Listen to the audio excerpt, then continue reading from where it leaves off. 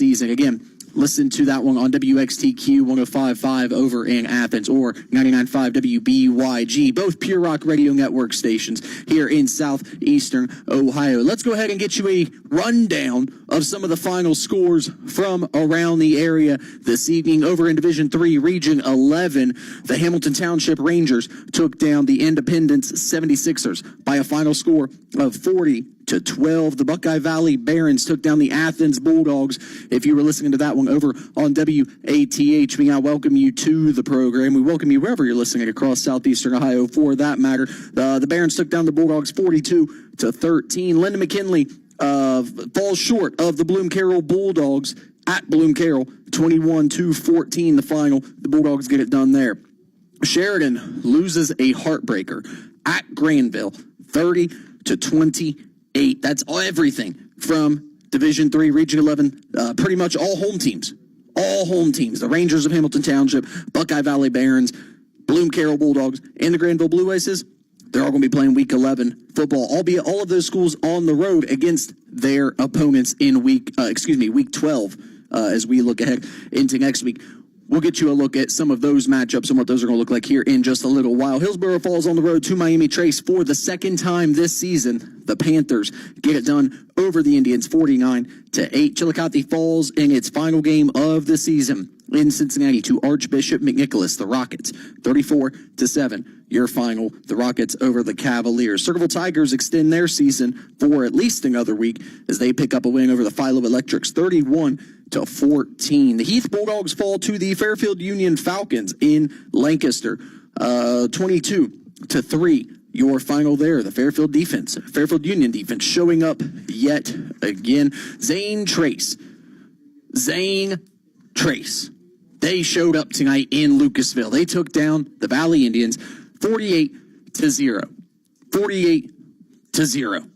The Prison in Lucasville and the Indians of Lucasville Valley, both maximum security lockdowns this evening. Holy cow, what a defensive performance. We'll get to more of that here in just a little while. But Zane Trace put up some serious numbers on the defensive side of things. Morgan gets a nice win over the Coal Grove Hornets, 43-22. The Raiders get it done. Coal Grove Hornets season comes to an end. Colonel Crawford Eagles pick up a win over the Eastern Megs Eagles, 35-7. That was a tall task for the Eastern Megs Eagles to go on the road.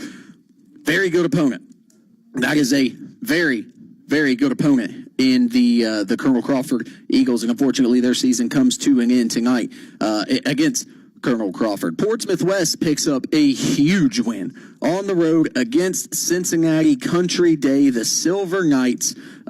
Huge win. Anthony Bishop was the difference maker in this game. 33 carries, 2 touchdowns, 302 yards. You heard me right. 302 yards in this game. He was the difference maker. And again, the Portsmouth West Senators pick up a 30-6 win. And that is now where we kind of pick up things with football Friday nights. Let's go ahead and talk about where we ended this evening, where we began the evening as the game itself ends. If you were listening to that game down in Portsmouth or watching it over on Cool TV, shout out to Cool TV, our streaming partner here at Total Media Sports. If you were listening or watching that one, you saw one heck of a game from the Portsmouth Trojans. Playoff football is all about playing your best football, and well, the Portsmouth Trojans did exactly that tonight. Marquez Locklear, that young man played probably, I don't know if this was the best football game of this young man's life, but he matured before our very eyes this evening. Portsmouth gets a win over Amanda-Clearcreek, 32-13, as that one comes final to get you a score on that one. Marquez Locklear, who again, a young man who all season long has had to really, really work to settle into this quarterback position. He's been fun to watch. He's been a lot of fun to watch. His improvement week to week has been something else. But tonight, this young man played with a poise and a confidence down in Portsmouth like I haven't seen from him quite to this point of the season. I mean, he played his best football game of the year, unquestionably.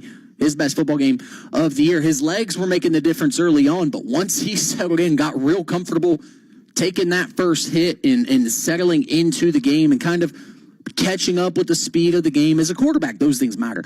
As a quarterback, those things make all the difference in the world. Figuring out what the speed of the game is, what the tempo of this contest is going to be, and how this game is going to shape up, how my offense is feeling, how each guy around me is feeling. Those are big things for a quarterback to have to take in early. And he did those things against a veteran Amanda-Clearcreek team. It's not the most decorated Amanda-Clearcreek team in school history by any means. But again, he did it against a very veteran Amanda-Clearcreek squad. And once he got comfortable running the ball, he was a problem with the ball in the air. And Portsmouth, some of the guys for the Trojans stood out tonight. One of the things we talked about in the pregame show was that Portsmouth was going to have to figure out ways and get kind of creative in this game, especially when it came to the turnover battle and taking advantage of their opportunities. Well, they did that tonight. The long balls that were there for Marquez Locklear, albeit some of these Portsmouth Trojans receivers were getting a ton of separation against that man-to-man coverage that the Aces were showing. Albeit they were getting that type of separation, he was delivering the ball on the money, away from defenders, and putting his team in the best position possible to be successful. Oh, and by the way, when you can turn around and hand the ball off to a guy by the name of Fernando Pocius, well, makes life a little bit easier on you too. So, tip of the hat to the young man down in Portsmouth, who again grew before our very eyes tonight, did Locklear. Really, really nice game from that young man. And by the way, just so you're aware, we're going to hear from Coach Clifford here after the 10 o'clock hour. The legendary Coach Kirk Clifford, who was on the call for this game in the broadcast that we were talking about. He, by the way, if you ever want to hear Portsmouth Trojans football, and Coach Clifford is available to your ears, or maybe to your eyes for that matter, hey, tune in. That guy understands him some Portsmouth Trojans football, and he's been around some of the best. He has been around some of the absolute best, some of the greatest players, some of the greatest teams ever assembled. He's been around it. He's seen a thing or two down in Portsmouth. He's going to be here to join us here in just a little while. Also working on maybe getting Chuck Greenslate in here, who saw the Portsmouth West Senators go on the road to Cincinnati Summit Day. Cincinnati Summit Country Day. It's been a long week. It's been a long season. Kind of feel that culminating here tonight, don't you? By the way, happy Halloween to you. Trick or treat to you if you were listening in southeastern Ohio. But again, we're going to hear from both of these guys, hopefully, before the broadcast ends. And also a man named Daniel Bernard, who was on the call, or still is on the call for South Gallia and Trimble. He's going to be joining us as well to fill us in on everything happening in that contest. So we're going to be getting some real scenes and some real voices from around the area tonight. Jaron Cox going to be, hopefully, if the text was received, he's a busy man calling SVC football with Greg Bigham over on 100.9 Hank FM, WXIZ Chillicothe. Calls a lot of football. So hopefully tunes in, gets the text, and calls in as well, because I got to see. Listen, Zane Trace went to Lucasville Valley, and I mean locked up. Absolutely locked up the Indians this evening. 4 interceptions. At one point. I can confirm 4. I think it ended at 6. I think Zane Trace, I think they achieved 6 interceptions in this football game and a blocked field goal return for a touchdown in a game that ended 48-0. What a night.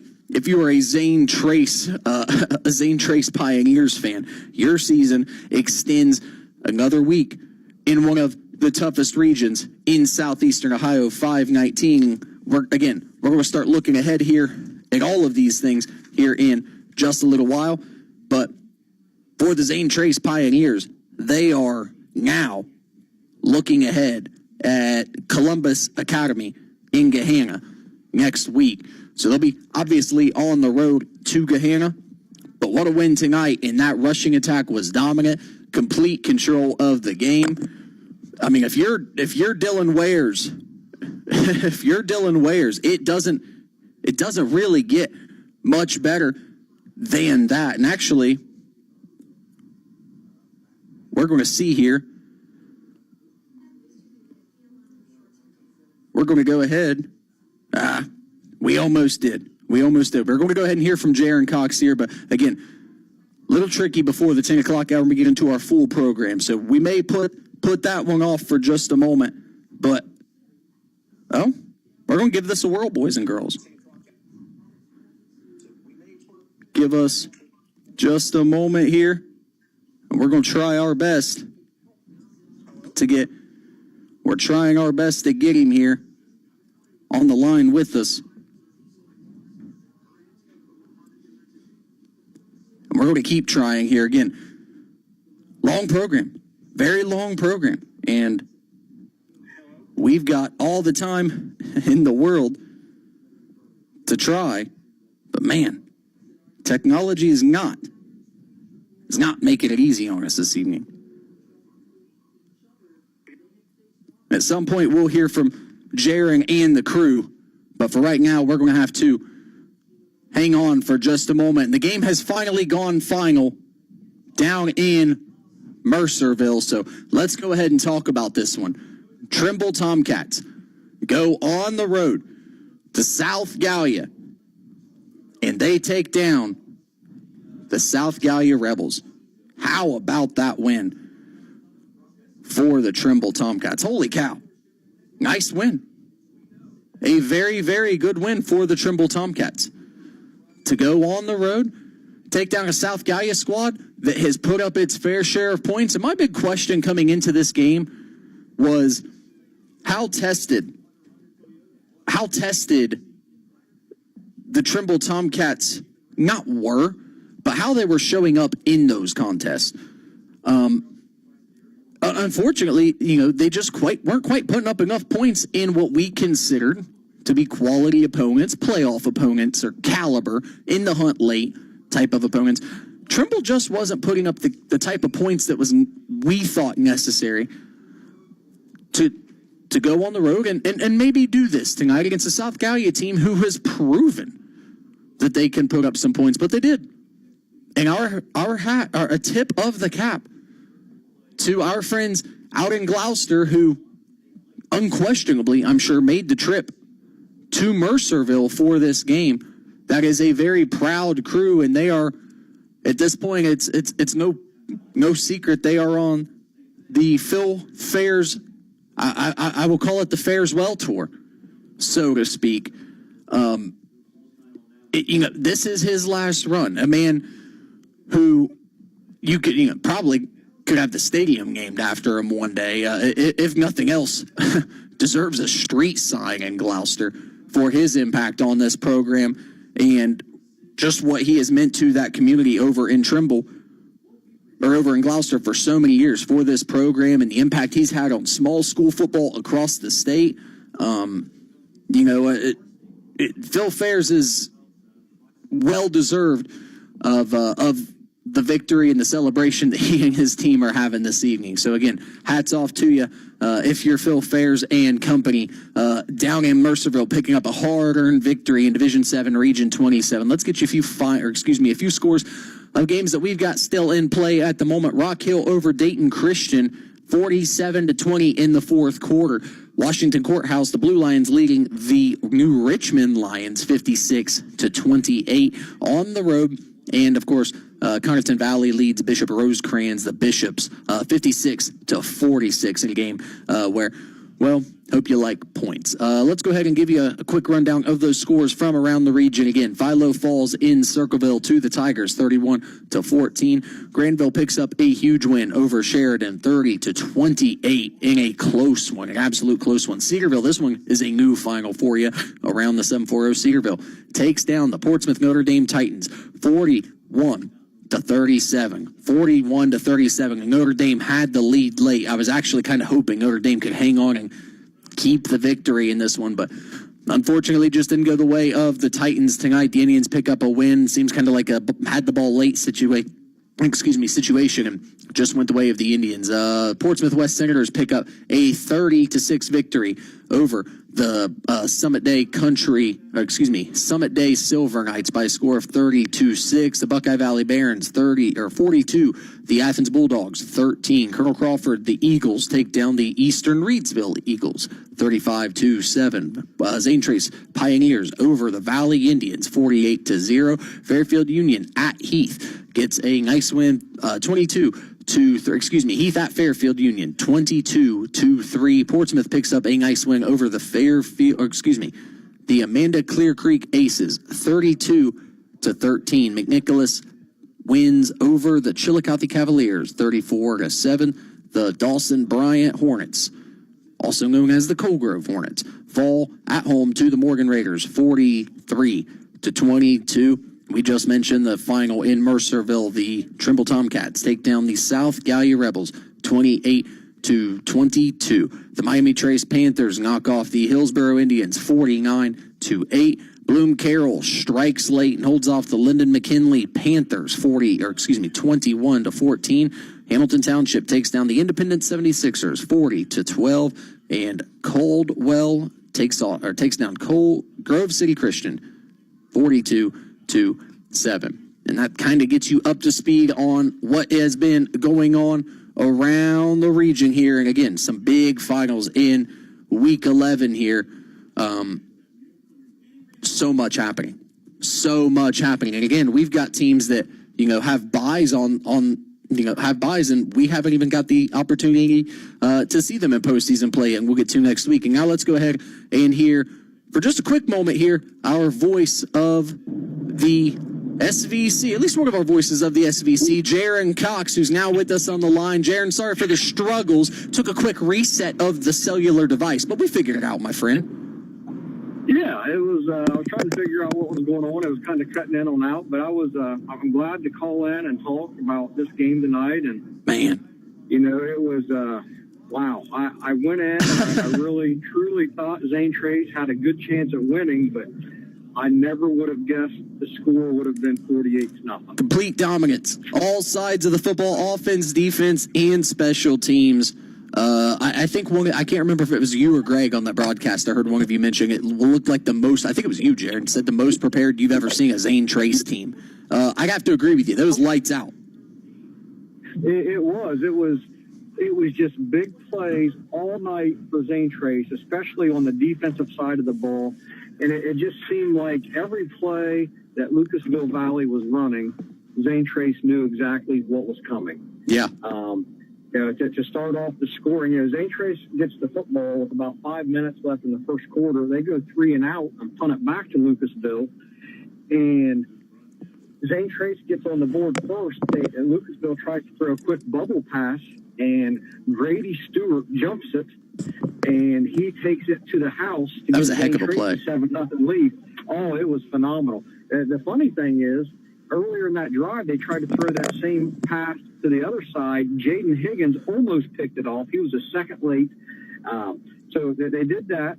Lucasville gets the ball back. They drive down the field, and they try a 45-yard field goal, which, by the way, they have a phenomenal field goal kicker. Great kicker. I can't remember his name. Yes. I was worried that may be a difference in the game, but he lines up for a 45-yard kick. Mason Hartley jumps through the line, blocks the kick, and scoops the ball up and takes it back to the house to make it a 14-0 game. And Zane Trace had 5 total yards of offense and was leading 14-0 at that time. And it's just like it kept going on. Lucasville would drive a little bit, and right near the end of the first half, they were about the 25-yard line, and their quarterback threw a pass, and Jaden Higgins jumped in and intercepted it for that was his first big play, actually. Yeah. Intercepted it, took it 79 yards back down, got chased down by Anthony Aaron about the 16-yard line. 15 seconds to go left in the first half, and in the very next play, Gunnar McCullough has a play-action pass and finds Mason Hartley wide open in the back of the end zone to give Zane Trace that 20-0 lead at the half. And really, Zane Trace, I think, only had 55 yards of total offense at halftime. Wow. 20-0 lead. And they probably only had the ball for about 4 or 5 minutes. Wow. And then Zane Trace gets the ball to start the second half. And it was like 3 plays. Bryce Johnson, 5 yards, 6 yards. I think Bryce Johnson maybe got held to a 0-yard run. And Jaden Higgins breaks his second big play of the game, a 67-yard rushing touchdown. And that made it 27-0, and it just kind of took the wind out of the sails for Lucasville. Just kind of all downhill from there. Hudson Williams, middle linebacker for Zane Trace. Yeah. He had an 85-yard interception return for a touchdown at the end of third quarter. And it was just an unbelievable defensive effort for Zane Trace tonight. I mean, it was just not just the interceptions. I mean, you talk about the guys up front, Blake Brower, Lucas Euler, Peyton Arthurs. They did such a good job of setting the edge against the Lucasville rushing attack and making them cut the ball back up the middle where they couldn't get outside and make big plays. Right. They were pressuring the quarterback, and it was just, like I said, and you kind of repeated me, but that was the most prepared Zane Trace's defensive game I've seen in probably 5 years. Well, when you're saying things, like jumping routes for a touchdown, blocking kicks, and you mentioned, let's point out something for a moment. Valley has 2 younger quarterbacks that kind of flip-flop around, and it's never really felt comfortable at the quarterback position. I could see Zane Trace stalling those 2 the way they did, but the way they shut down Anthony Aaron, I think I heard you on the broadcast finishing up say, Anthony Aaron got 10 carries for 19 yards. Yes. I mean, Zane Trace has seen some teams, seen some backs this year. Anthony Aaron's up there to shut him down the way they did. I got to agree with you, man. Just dominant effort from the Pioneers, and Dylan Wares and his squad has to be feeling pretty good right now. Yeah, they absolutely do. I think the thing that really impressed me tonight that I didn't realize until, you start watching the game was just the physicality up front from Zane Trace. It was the difference. When they went to tackle Anthony Aaron and Blake Conway, or the quarterback Conway, Braxton Conway. Braxton, yeah. When they went to tackle them, they weren't getting any yards after contact. When Zane Trace tackled them, they went down. And it was just a really, really good performance by Zane Trace. If you would have told me going into tonight's game that Bryce Johnson only had 51 yards rushing, there's no way Zane Trace wins that game. But it was just the defense all night. The defense was stepping up and making plays, and just a great overall effort. I think I kind of lost track, to be honest, how many interceptions they had. I had them marked down for at least 4. I was thinking maybe 6. Somewhere in between there, but they had their hands on at least 2 or 3 other balls. Grady Stewart seemed to be everywhere in the defensive backfield tonight. Yeah.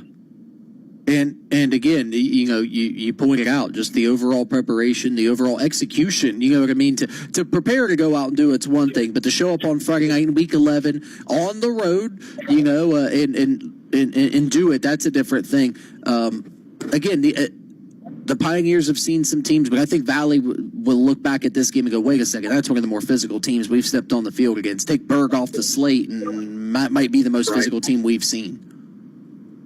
Yeah, I think it is. And, sometimes Zane Trace they've gotten overlooked a little bit in the SBC this year because of Yoda and what they've been able to accomplish. Sure. Everybody's talking about Yoda. They've won the Gold Ball a couple years in a row. Zane Trace, I think I said this night, they're a very good football team. You get down in that Division 5, and they're very solid. Now, a lot of their players, they play both ways.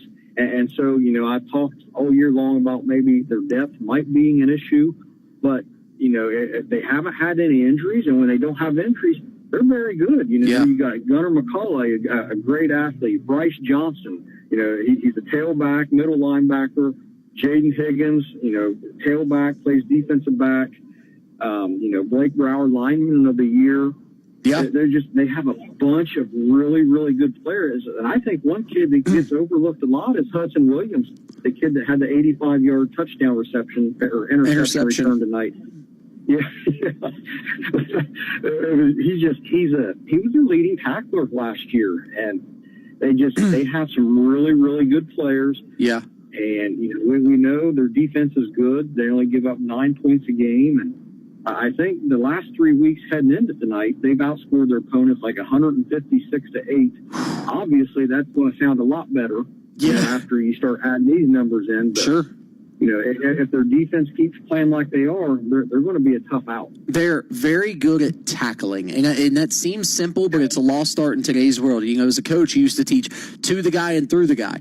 And, you know, you get enough guys to the ball, but they bring people down on first contact. That's what kept them in the game against Uniogo, I felt.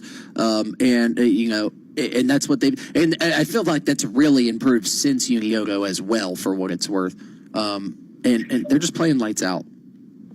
They are, and it's kind of complimentary football because, you know, not to beat a dead horse here, just talking about their defense again, but on the flip side, they've got the powerful running back in Bryce Johnson. Right. They've got Jaden Higgins. They've got Gunnar McCullough. Hudson Williams he runs the ball for them a few times, and so they keep that clock rolling, and so that offense kind of plays right into their defense hands and their strength, and it just, you know, it almost seems like, you know, Bryce Johnson just kind of wears the defense down. Yeah. And they've been a second-half team here late in the season. You know, they were losing to Westfall at halftime.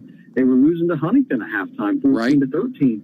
And they turned it on in the second half. And, you know, even with, I'll call it their lack of depth, they have been a second-half team this year.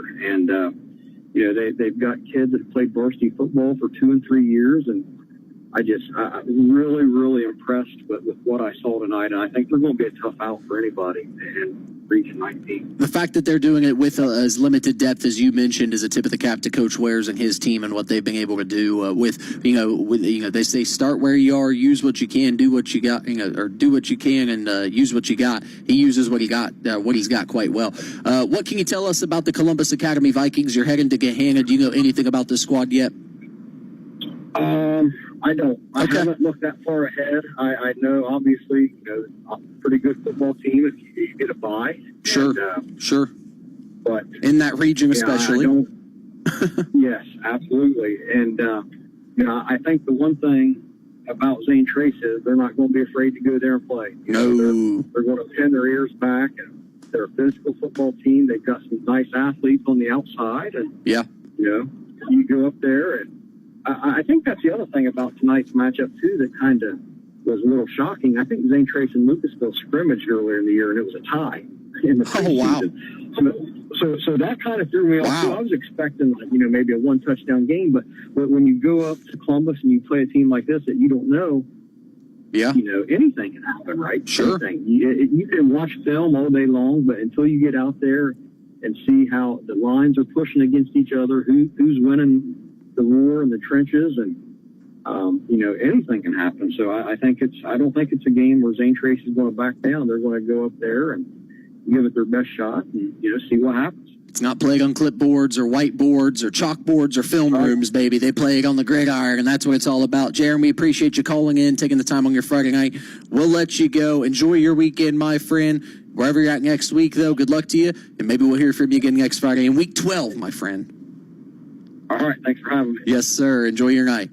Jaron Cox, one of the voices of the SVC. He shares a great seat beside a very familiar voice in southeastern Ohio, a gentleman named Greg Bigham. You might have heard him. He's been doing this a time or two, you might say, or 52 years. Who knows? We're going to go ahead and get to our first break of the evening. When we return, we're going to hear from Chuck Greenslake still yet. We're going to hear from Coach Kurt Clifford in just a little while. And, of course, I think the Sarge is coming back into studio, and he saw the game of the night, so to speak, where we began the night.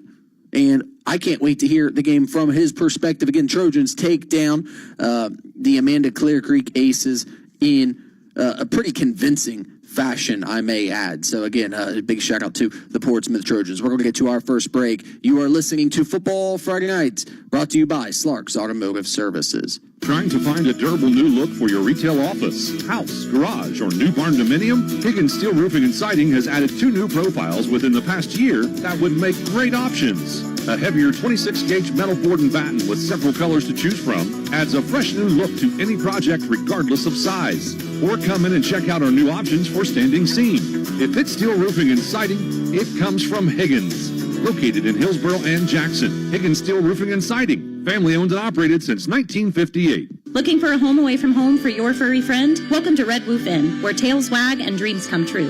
At Red Woof, we offer spacious play areas, cozy naps, and personalized care from our dedicated team. Whether your pup loves fetch or just snuggling, we've got it covered. Our facilities are top-notch, and our staff are dog lovers through and through. From playtime adventures to treat-filled cuddle sessions, we ensure your pup has a blast. Give your dog a vacation they'll love at Red Woof Inn, located on Old Dixon Road in MacArthur. Call 740-649-8640 to book your fur baby stay while spots are still available.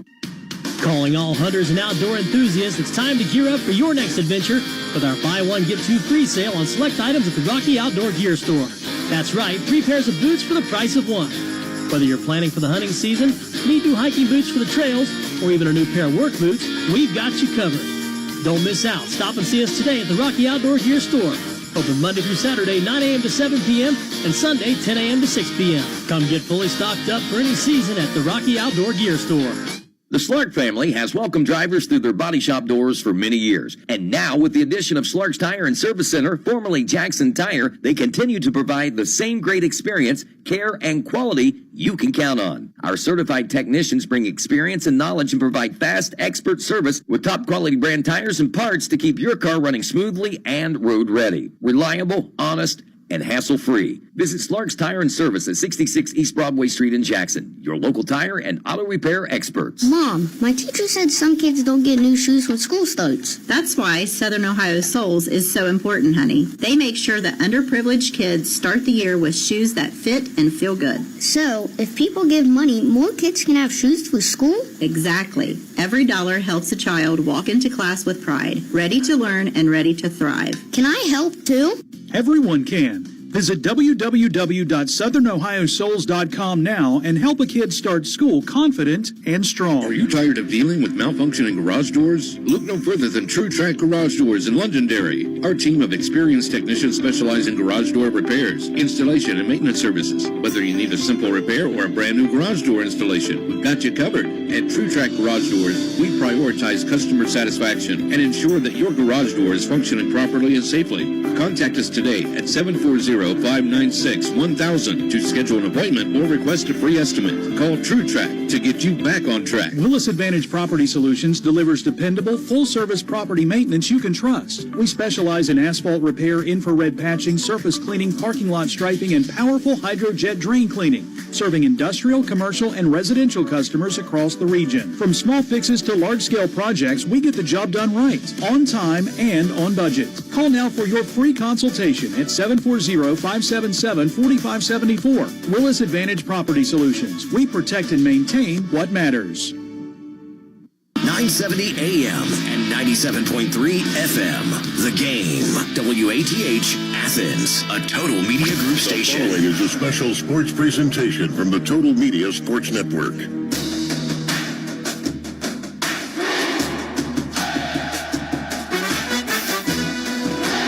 It's Football Friday Kickoff, presented by Slark's Collision Center. As we get you ready for all your football action across the 740. Tonight's show is presented by Slark's Collision Center and brought to you by Hauser Health System, Howard Hanna McMillan Network, A.T. Hoy Transport, Higgins Steel Roofing, Rocky Outdoor Gear Store, Nick Station, Steak and Shake, True Track Garage Doors, McFadden Insurance, Ohio Valley Bank, Hocking College, Area Agency on Aging District 7, Willis Advantage Property Solutions, Hidcock Glass, and Southern Ohio Soles. Now let's kick off your Football Friday night. Here's Eric Landrum and Ethan Sargent.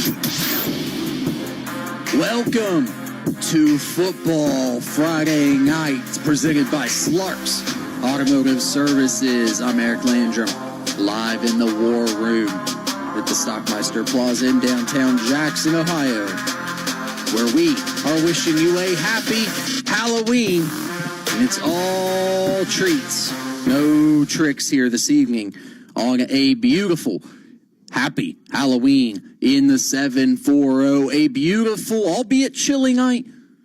A beautiful night. A crisp, clear, partly cloudy-ish night, and a perfect setting for football across one of the most beautiful corners of the world, southeastern Ohio, and we have some great results to bring to you. Let's go ahead and start throwing you some of the scores from around the area here in Division III, Region 11. By the way, we are moments away from being joined by former head coach Kurt Clifford of the Portsmouth Trojans, who was on the call tonight for the Trojans contest against the Amanda-Clearcreek Aces that saw the Trojans victorious by a final score of 32-13 down in Portsmouth in the Trojan Coliseum. By the way, one of the most underrated, just scenic venues in the 740. I mean, it may not be the biggest stadium in Southeastern Ohio by any means, particularly on the away side, but that brick behind the stadium, the old churches around downtown Portsmouth, the trees in the very, very background of the view from the home stands. I mean, it is just a chilling place to watch high school football from. Just such a storied sports town, and again, just such a cool place to check out high school football tonight. It was a great place if you're a Trojans fan. Fans were rolling in as early as 5 o'clock, but from the time kickoff, even up till halftime, I believe Portsmouth Trick or Treat was this evening, and I think the best treat they got was that home playoff victory. Fans were just pouring in.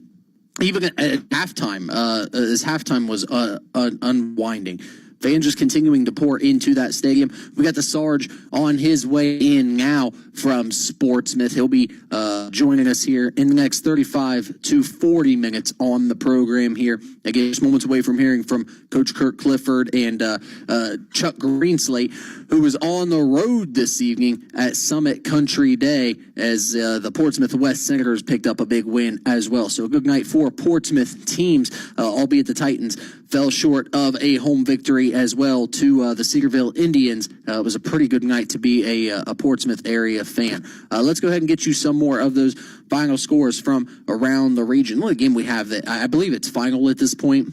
I don't have the final. Rock Hill had a commanding lead on the Dayton Christian Warriors. 47-20 was the last final we had. Let's go ahead and get you more of those finals from around the region. Circleville takes down the Philo Electrics 31-14 in Roundtown. The Granville Blue Aces pick up a home victory over a tough Sheridan Generals team. 30-28 your final there. The Cedarville Indians knock off the Notre Dame Titans, as we mentioned just a moment ago. 41-37 your final. The Portsmouth West Senators pick up a 30-6 victory on the road against the Summit Day Silver Knights. Again, Anthony Aaron in this contest running for 302 yards on 33 carries and 2 touchdowns. That is flat out getting it done against the Silver Knights defense that I thought was pretty talented. They're fast, they got to the ball, but unfortunately not tonight, and they couldn't tackle Anthony Aaron, no doubt about that. Let's keep it moving here. The Buckeye Valley Barons take down the Athens Bulldogs 42-13. The Bulldog season comes to an end. The Colonel Crawford Eagles knock off the Reedsville Eastern Megs Eagles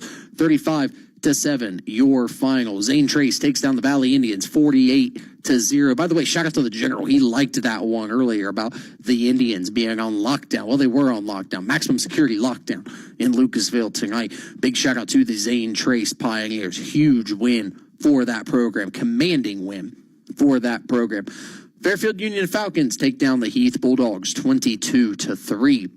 In Lancaster. Nice win for the Fairfield Union Falcons this evening. And again, I thought that defense would be the difference in that game. Well, you only allow 3 points. You are the difference in the game. Good win for the Falcons. Portsmouth takes down Amanda-Clearcreek 32-13, as we mentioned just a few moments ago. And we will continue to mention on this broadcast. Nice win for the Trojans, who some were arguing maybe didn't deserve or didn't earn the playoff game. Well, they did. How about this? They made the most of it. They took care of business. It didn't matter who or where this evening. They knocked off a pretty good Amanda-Clearcreek team. McNicholas takes down the Chillicothe Cavaliers in Cincinnati, 34-7 your final in that one.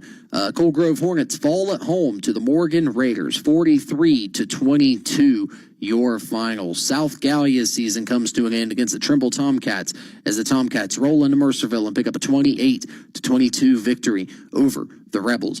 Hillsborough season comes to a close as they fall at Miami Trace to the Panthers, 49-8. Excuse me. And that now shapes up a huge rematch in Alumni Stadium next week. And by the spoiler alert, we'll be there. Just so we're all on the same page in Southern Ohio. Jackson, Miami Trace next week, week 12, will be a great football game. Washington Courthouse. This is the first time we're delivering this final to your listening ears. Washington Courthouse takes down the New Richmond Lions 56-35. Nice win for the Blue Lions on the road against a New Richmond opponent. It can put up some points of its own. Really nice win for the Blue Lions. The Bloom Carroll Bulldogs take down the Lyndon McKinley Panthers 21-14. I should say hold off the Panthers. A late score kept Bloom Carroll not only in the game, but put them ahead in the game, and they ultimately hold on to that lead. Hamilton Township takes down the Independence 76ers in a week 11 rematch of a week 3 contest. Final score 40-12. In that one. If you're wondering what the final was in week 3, it was 46-6. So same total of points, 6 point separation of either way. Conotton Valley puts up the high total on the evening as they pick up a 78-46 victory over Bishop Rosecrans. And finally, the Caldwell Redskins defeat the Grove City Christian Eagles 42-7. And that's kind of where things stand at the moment with the finals from around the area. And again, let's go ahead and we're going to start taking a look at some of these playoff continuances, so to speak, as we look ahead kind of week to week here, and some of these teams who received buys and who they're going to be taking on in a week's time. We can now start peeking ahead at some of those things. We mentioned Zane Trace is going to be taking on Columbus South, and Columbus Academy. That's going to be a huge opportunity for Zane Trace, and we'll see exactly how things shape up in a week. But we're going to be looking ahead at all of those playoff pictures, looking ahead from around the area. As I'm trying to figure out, as I'm looking ahead in that region, trying to get you quick look at Nelsonville. So Nelsonville, York next week is going to take on Belmont Union Local. So Union Local picks up the win over Afrocentric Early College this evening, and that will now be next week's game in Bucktown. So Union Local, the Jets at Nelsonville next week. That'll be that's going to be a lights out football game. The Jets are playing phenomenal right now. Again, they took down Afrocentric Early College 28-12 this evening. Afrocentric Early College is an offense that is flat out explosive. They've only been shut down by some of the more premier schools across Southern Ohio, including DeSales, which is a game that was 35-18 back in like week 3 or 4. So Union Local shows up, delivers the decisive blow tonight in week 11 to move on to week 12. And now Rusty Richards, I'm sure, is going to be looking forward to this one, to say the least. He loves his preparation. But this is a relatively familiar opponent for Nelsonville York fans. And I know that Rusty Richards is going to be really excited about the opportunity that he and his team are going to have in front of them in a week's time here. Week 11 has been great, but week 12 is going to be really, really special. Again, we're going to work on getting Coach Clifford. We're going to work on getting Chuck Greenslate, and of course, obviously, the Sarge on his way back in here to the studio. But we're going to take a quick break, get things back on track. When we return, we'll hear from those guys, and we'll get you some more scores from around the 740. Keep it right here. You're listening to Football Friday Nights, brought to you by Slark's Automotive Services. Need a ride to your medical appointment? Medication ready for pickup? A.T. Hoy, LLC, has you covered. We provide fast, safe, reliable transportation for medical recipients in Hocking, Ross, and Benton counties. And we're proud to announce we're serving Benton County veterans. We thank you for your service. A.T. Hoy is always looking to expand our crew. Apply online or drop anchor at one of these 3 locations today and grab an application. Call 740-596-0536 today to see if you qualify for free transportation. A.T. Hoy, charting a course for care. When it comes to glass, experience matters, and Pidcock Glass in Nelsonville has over 30 years of it. From windows and doors to custom glass projects, they can handle almost any job. Pidcock Glass is Southeast Ohio's premier service company to call if you're experiencing glass loss or damage. Whether it's your home, business, or special project, trust the experts who've been serving the community for decades. Let Pidcock Glass brighten your day. Call 740-753-4527 or visit pidcockglass.com today. Proud supporters of area high school athletics. Over the years, we've been asked a lot of questions. Like, why is our bank any different than those big city financials? After all, most banks offer the same products and services. The difference is our people and our service.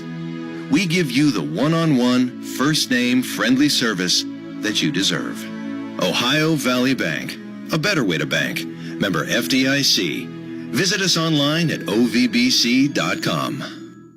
Craving good eats in Nelsonville? Head over to Nick's Station, home of Footlong Friday, where the footlongs bring the flavor all day long. And now introducing Western Burger Wednesday. Get a juicy Western burger and a medium drink for just $8.99. Then cool off with Nick's delicious ice cream treats. The perfect ending to any meal.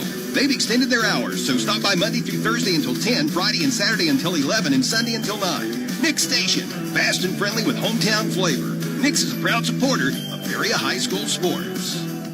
Bad hair day? Bad day at the office? Bad day behind the wheel? Hey, stuff happens, even to the best of us. At least your car insurance rate doesn't have to take a hit. Get Erie Rate Lock from Erie Insurance. Gives you a great rate that stays put until you change a car, driver, or your address. Plus, seriously good service. Now that's something to smile about. Your Erie agent is McFadden Insurance. Get a quote today at mcfadden-insurance.com. Erie Rate Lock does not guarantee continued insurance coverage and is not available in all states. House hunting? Selling? Don't get sacked by stress.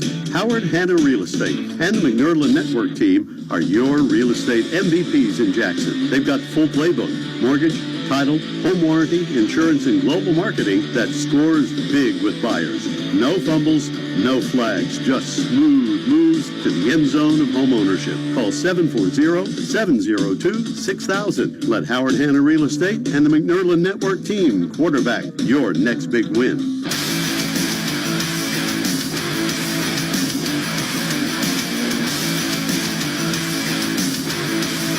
Back to more of Football Friday Kickoff on Total Media Sports, presented by Slark's Collision Center.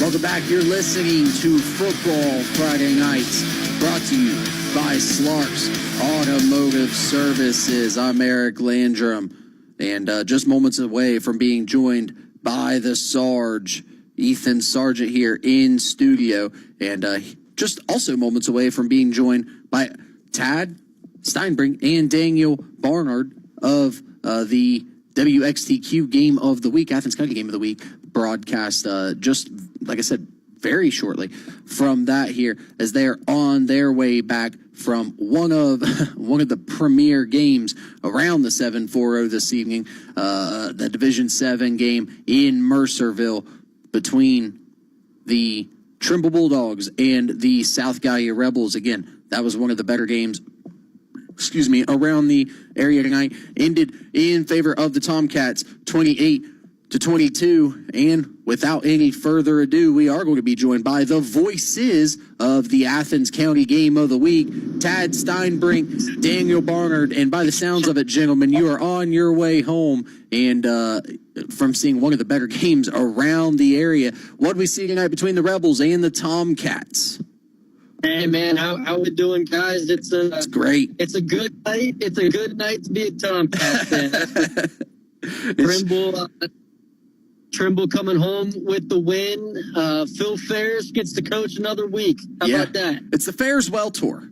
That's what we're calling it. Yes, it is. That's what we're calling it. It's a Ferris-Well Tour. Yes, that's perfect. Yeah. No, I mean, tonight it was really, it was all behind Paul Sharp, the quarterback for the Tomcats. He was outstanding for them tonight. And keep in mind, guys, that this is Paul Sharp's first year as a quarterback. Right. And he's a senior. He's a senior for this Tomcats team, and this is his first year playing quarterback ever. So for much of the year, for the regular season, we didn't really see him throw the ball all that much, right? Just trying to keep it moving with the legs and through the wishbone offense. We saw him throw the ball quite a bit tonight, and he threw it well. Yeah. The first touchdown of the game was a 62-yard touchdown, passing touchdown down the right hash to Aiden Dixon. And the Tomcats got out in front early. They went for 2, got it.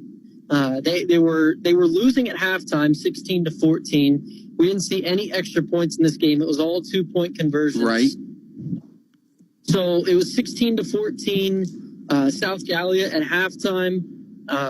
Really tight ball game. Each team had scored twice. South Gallia just got 1 extra 2-point conversion.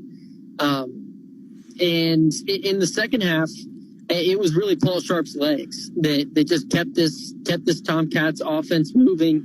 He was, and I told Tad this on the broadcast, Paul Sharp looked extra fast tonight. Yeah. Like, he looked faster than we had ever seen him all season long. He was really, really good tonight. En route to that Tomcats victory in the first round of the Region 27 playoffs. You guys have a great grip on that team too. I heard Tad all over that late play where he called the bootleg. Daniel, I'll settle this for you guys. Tad did call the bootleg. He didn't call the run. He called the bootleg on that play. Okay, Neither here nor there. Neither here nor there. But you guys had such a great grip on this game from start to finish, and I agree with you. He did such a great job at the quarterback position, especially for a young man who he's had his ups and downs on the year. Right? Let's just call it what it was. But when you go into another team's house and you are what I would consider a little bit of an underdog. You have a hard time convincing anyone in Gloucester that tonight, but I thought they were a little bit of an underdog. When you can lead a team that's an underdog on the road to a playoff victory, it really sets the table, especially when you're considering they're taking on a team from that conference who battled that same team very closely next week. Yeah, Sims Valley next week. South Gallia and Sims Valley, like you just talked about, Eric. They played last week. South Gallia won it 38-36. Yeah. Sims Valley is the team that got the bye, right? So it could have been a rematch between those two squads next week at Sims Valley, but Trimble said not so fast. Spoiler: they were handing out tricks this evening. See, that's how I know. That's how I know you were broadcast. Bill, he might not have been able to hand out candy to the trick-or-treaters, but he sure did have some tricks up his sleeve. So obviously they got some tricks up their sleeve, but when you're watching it on tape and you're listening to it, it looks real simple. I heard the word wishbone come out of your guys' mouth about 100 times tonight. What is it about that offense that presents such unique challenges? I mean, you would think after 30 whatever years, people might have Phil Ferris figured out, but doesn't seem to be the case in the playoffs. Well, actually, tonight, Eric, it wasn't so much the wishbone. What Coach Ferris did is he went more to an eye look, especially there in the second half, and he was running some unbalanced looks. It looked to me like South Gallia just was not adjusting to that unbalance. They weren't accounting for that extra gap that was being created by the tackle being over, and so Coach Ferris took advantage of that, and then he kind of blended that with just some balance sets too out of the eye, and really the big thing that they had going for them tonight was the bootleg and the waggle. South Gallia did not have an answer to that, and so it's Coach Ferris, he just finds a way. He finds a way every year to get at least one big win like this, and obviously we want to see the Tomcats continue to play for as long as possible because we're going to miss Coach Ferris, that's for sure. Sure, but this game set up perfectly for the Tomcats. And that you were playing against a team that obviously South Gallia has had their struggles defensively all season long. Right. They could score with the best of them, but they certainly have had their struggles defensively. And so the Tomcats, I knew that they would be able to move the football. They'd be able to put points on the board. They would be able to control the ball, control the clock, and that's Phil Ferris football. That's it. But the big thing, though, the biggest thing to me was in the second half. The Tomcats defense stepped up. They only gave up one touchdown in the second half, and that's huge. It's key. It's everything. Several stops. Yeah. There was one real critical play. It was actually a penalty, and I don't know if you were watching at that time or listening, but I believe at that time, and Daniel can correct me if I'm wrong, the game was tied 22-22. Yeah. And the Tomcats were punting. And the South Gallia Rebels had trouble getting guys on and off the field for the punt return team, and they ended up getting called for an illegal substitution.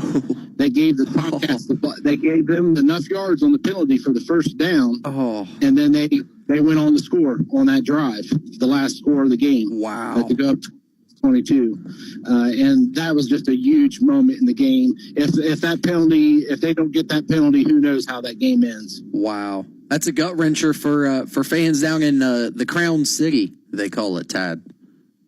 Yeah. That's brutal there. Again, tip of the hat to the Trimble Tomcats for going into a hostile environment as underdogs, picking up a win. Guys, we'll let you go and get you to your weekend. Anything else you want to add to what you all saw this evening down in Mercerville? Hey, I mean, I'll just add one more thing, and please. It's what we already know, right? Phil Ferris just has a knack for these big games. Trimble hasn't lost a round one game since 2011.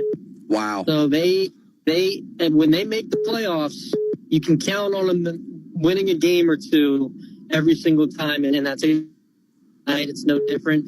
They've never lost to South Gallia, so they continue those two streaks.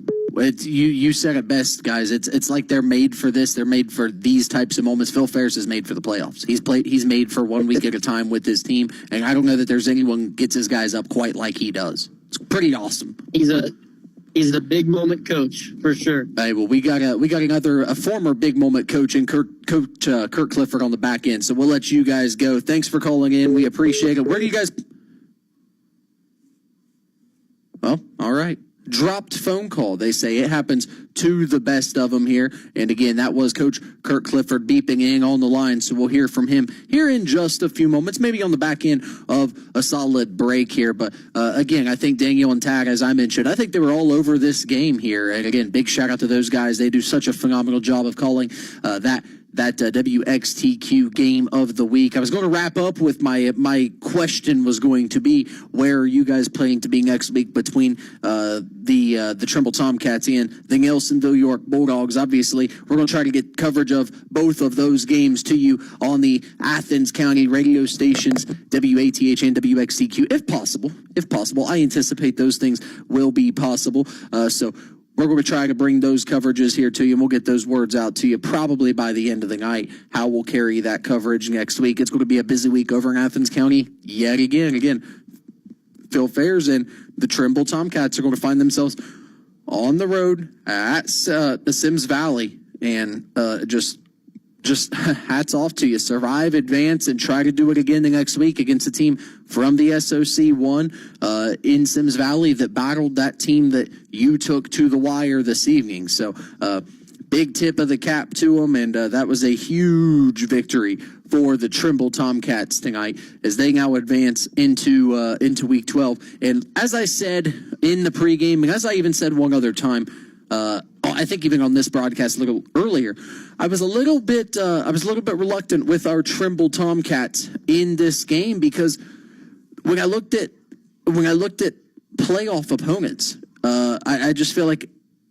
what I saw from the Trimble Tomcats against playoff opponents wasn't exactly what you hope to see when you start looking at teams competing in the long term. Nelsonville York in Week 1, the Tomcats lost 34-8. They slipped up against Shenandoah 36-6 back in, I think, Week 5. And then they lost to Eastern Megs 35-6. That's another playoff opponent. And then they lose to Waterford 47-0, another playoff opponent. Not a team I felt showed up exactly when they were being tested. But let me tell you something. It's not always pretty when you get to the playoffs. But how you do week to week is the only thing that matters, and I think that's Phil Ferris and his team would have to agree with that thought this evening. Again, not exactly the prettiest way, but like Tad said, this is what they do. They hang around. He finds ways to get his team in the positions to be successful with a year one quarterback that's a senior. No problem. We'll go on the road and take down the 5 seed in Week 1 of the playoffs. Not a big deal to us. We'll show up anytime, anywhere. Next year, anytime, anywhere is, well, it's Sims Valley. They're heading to Willowwood. down to take on the Vikings in Sims Valley. And that'll be a great football game if you like small town football. And we do like small town football. Small town school that I haven't had the opportunity to mention yet. Let's just go ahead and get to a few of these at this point. Teams that were on byes this week, and we'll now be looking ahead at next week and who those opponents will be. So Jackson in Region 12 is on a bye, resting up.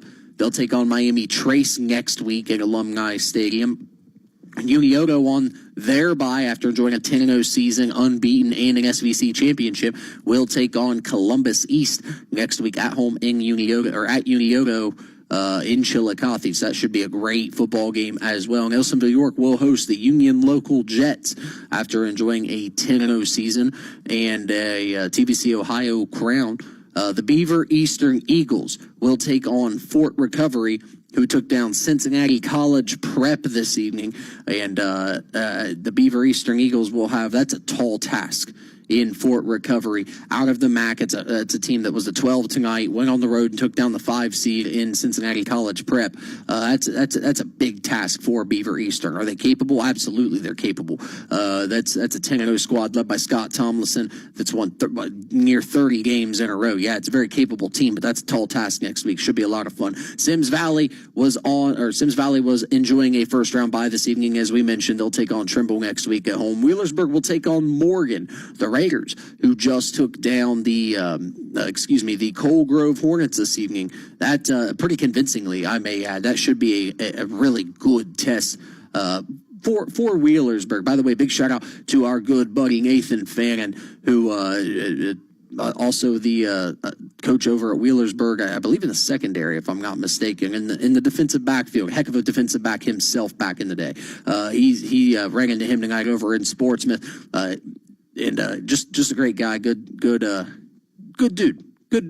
Does good things on that program with Rob Woodward and the gang. Really looking forward to the test they've got next week against Morgan. And Fort Fry, who was on a first round bye as well, they're going to take on Caldwell, the Redskins, at home in round 2. We're going to go ahead and head to a break. When we return, Coach Clifford is going to be on the line with us, and he's going to tell us exactly what he saw down in Portsmouth this evening with the Trojans and the Aces. Keep it right here. You're listening to Football Friday Nights, brought to you by Slark's Automotive Services. The Uptown Clinic powered by Holzer is located at 5 North Court Street in Athens. Nurse practitioner Amy Ward and staff provide walk-in urgent care services, on-site lab testing, primary care services, and much more. If you're on your way to work, class, or back home and need care, stop by the Holzer Uptown Clinic, conveniently located for Ohio University students, staff, and families. That's the Holzer Uptown Clinic at 5 North Court Street in Athens. Trying to find a durable new look for your retail office, house, garage, or new barn dominium? Higgins Steel Roofing and Siding has added 2 new profiles within the past year that would make great options. A heavier 26-gauge metal board and batten with several colors to choose from adds a fresh new look to any project regardless of size. Or come in and check out our new options for standing seam. If it's steel roofing and siding, it comes from Higgins. Located in Hillsboro and Jackson, Higgins Steel Roofing and Siding. Family owned and operated since 1958. Looking for a home away from home for your furry friend? Welcome to Red Woof Inn, where tails wag and dreams come true. At Red Woof, we offer spacious play areas, cozy naps, and personalized care from our dedicated team. Whether your pup loves fetch or just snuggling, we've got it covered. Our facilities are top-notch, and our staff are dog lovers through and through. From playtime adventures to treat-filled cuddle sessions, we ensure your pup has a blast. Give your dog a vacation they'll love at Red Woof Inn, located on Old Dixon Road in MacArthur. Call 740-649-8640 to book your fur baby stay while spots are still available. Calling all hunters and outdoor enthusiasts, it's time to gear up for your next adventure with our buy one, get 2 free sale on select items at the Rocky Outdoor Gear Store. That's right, 3 pairs of boots for the price of 1.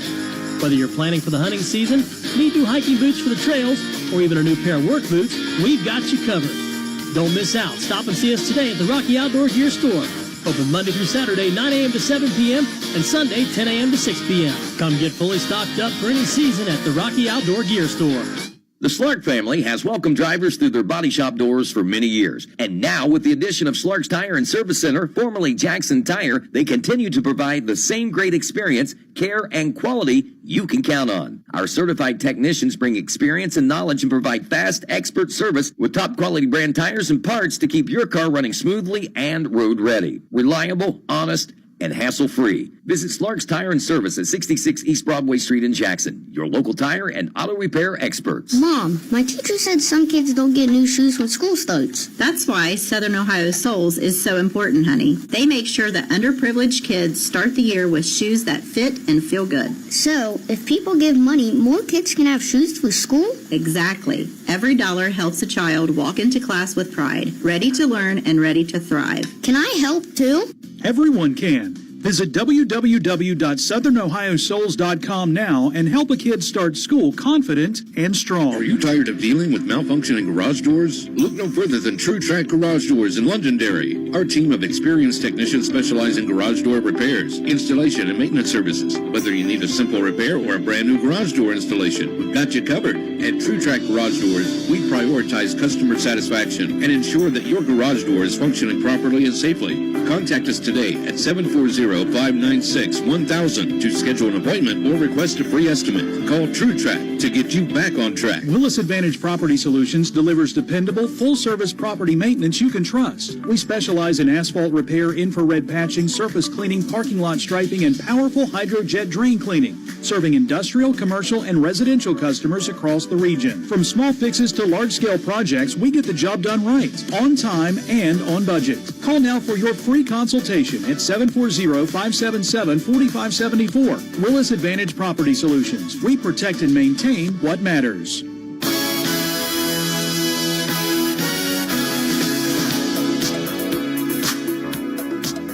That's the greatest thing I've ever heard. Welcome back. Happy Halloween. It was a thrilling Week 11 in southeastern Ohio. Welcome back. This is Football Friday Nights, brought to you by Slark's Automotive Services. I used to love Thriller when I was a kid, by the way. Michael Jackson, awesome performer. We are moments away from hearing from Chuck Greenslade. We are moments away from hearing from former head coach Kurt Clifford of the Portsmouth area, now the Portsmouth Trojans broadcaster. And again, what a great picture he paints. But again, two great voices down in the Portsmouth area. Chuck and Matt are on the road together. I cannot wait to hear what's going on in that car. Again, Portsmouth West enjoying a huge victory on the road on the back of Anthony Bishop and his 300-yard performance on the ground. The Senators were successful in coming away with a victory in Cincinnati against the Summit Country Day Silver Knights. Final score 30-6 in that ball game. And again, just what a performance. I mean, what more can you say about a kid like that who's able to go, like I said, on the road and just lights out performance. And I mean, that's putting the team, putting the team on your back, as they say. Just an overall lights out performance from Portsmouth West, who only punted the ball one time in this contest. How about this statistic for you here from the West Senators? 9 of 13 on third down, 2 of 2 on fourth down. So overall, third and fourth down conversions, they were 11 of 15. That is absolutely cooking. Time of possession, if you're converting on third down like that and fourth down like that, tells you TOP is going to be pretty awesome. Time of possession, the West Senators had the football for 33 and a half minutes of the 48-minute football game. 33-27 to 14-33. 33-27 to 14-33. And here's the scariest part of all of it. West was penalized 11 times. 11 times in the football game. That's leaving so much on the table. 11 times. They only had to throw it 8 times. 68 plays to 40. Those are lights out numbers. 33 rushing first downs. They only gave up 3 all game to their opponent. They gave up 3 first downs to the Silver Knights. Shout out to Portsmouth West. That is getting it done. That is showing up, going on the road, showing up and getting it done. Hats off to you, young man. And again, really can't wait to hear what's going through the minds of Chuck and Matt. By the way, shout out to Matt for getting us those statistics in.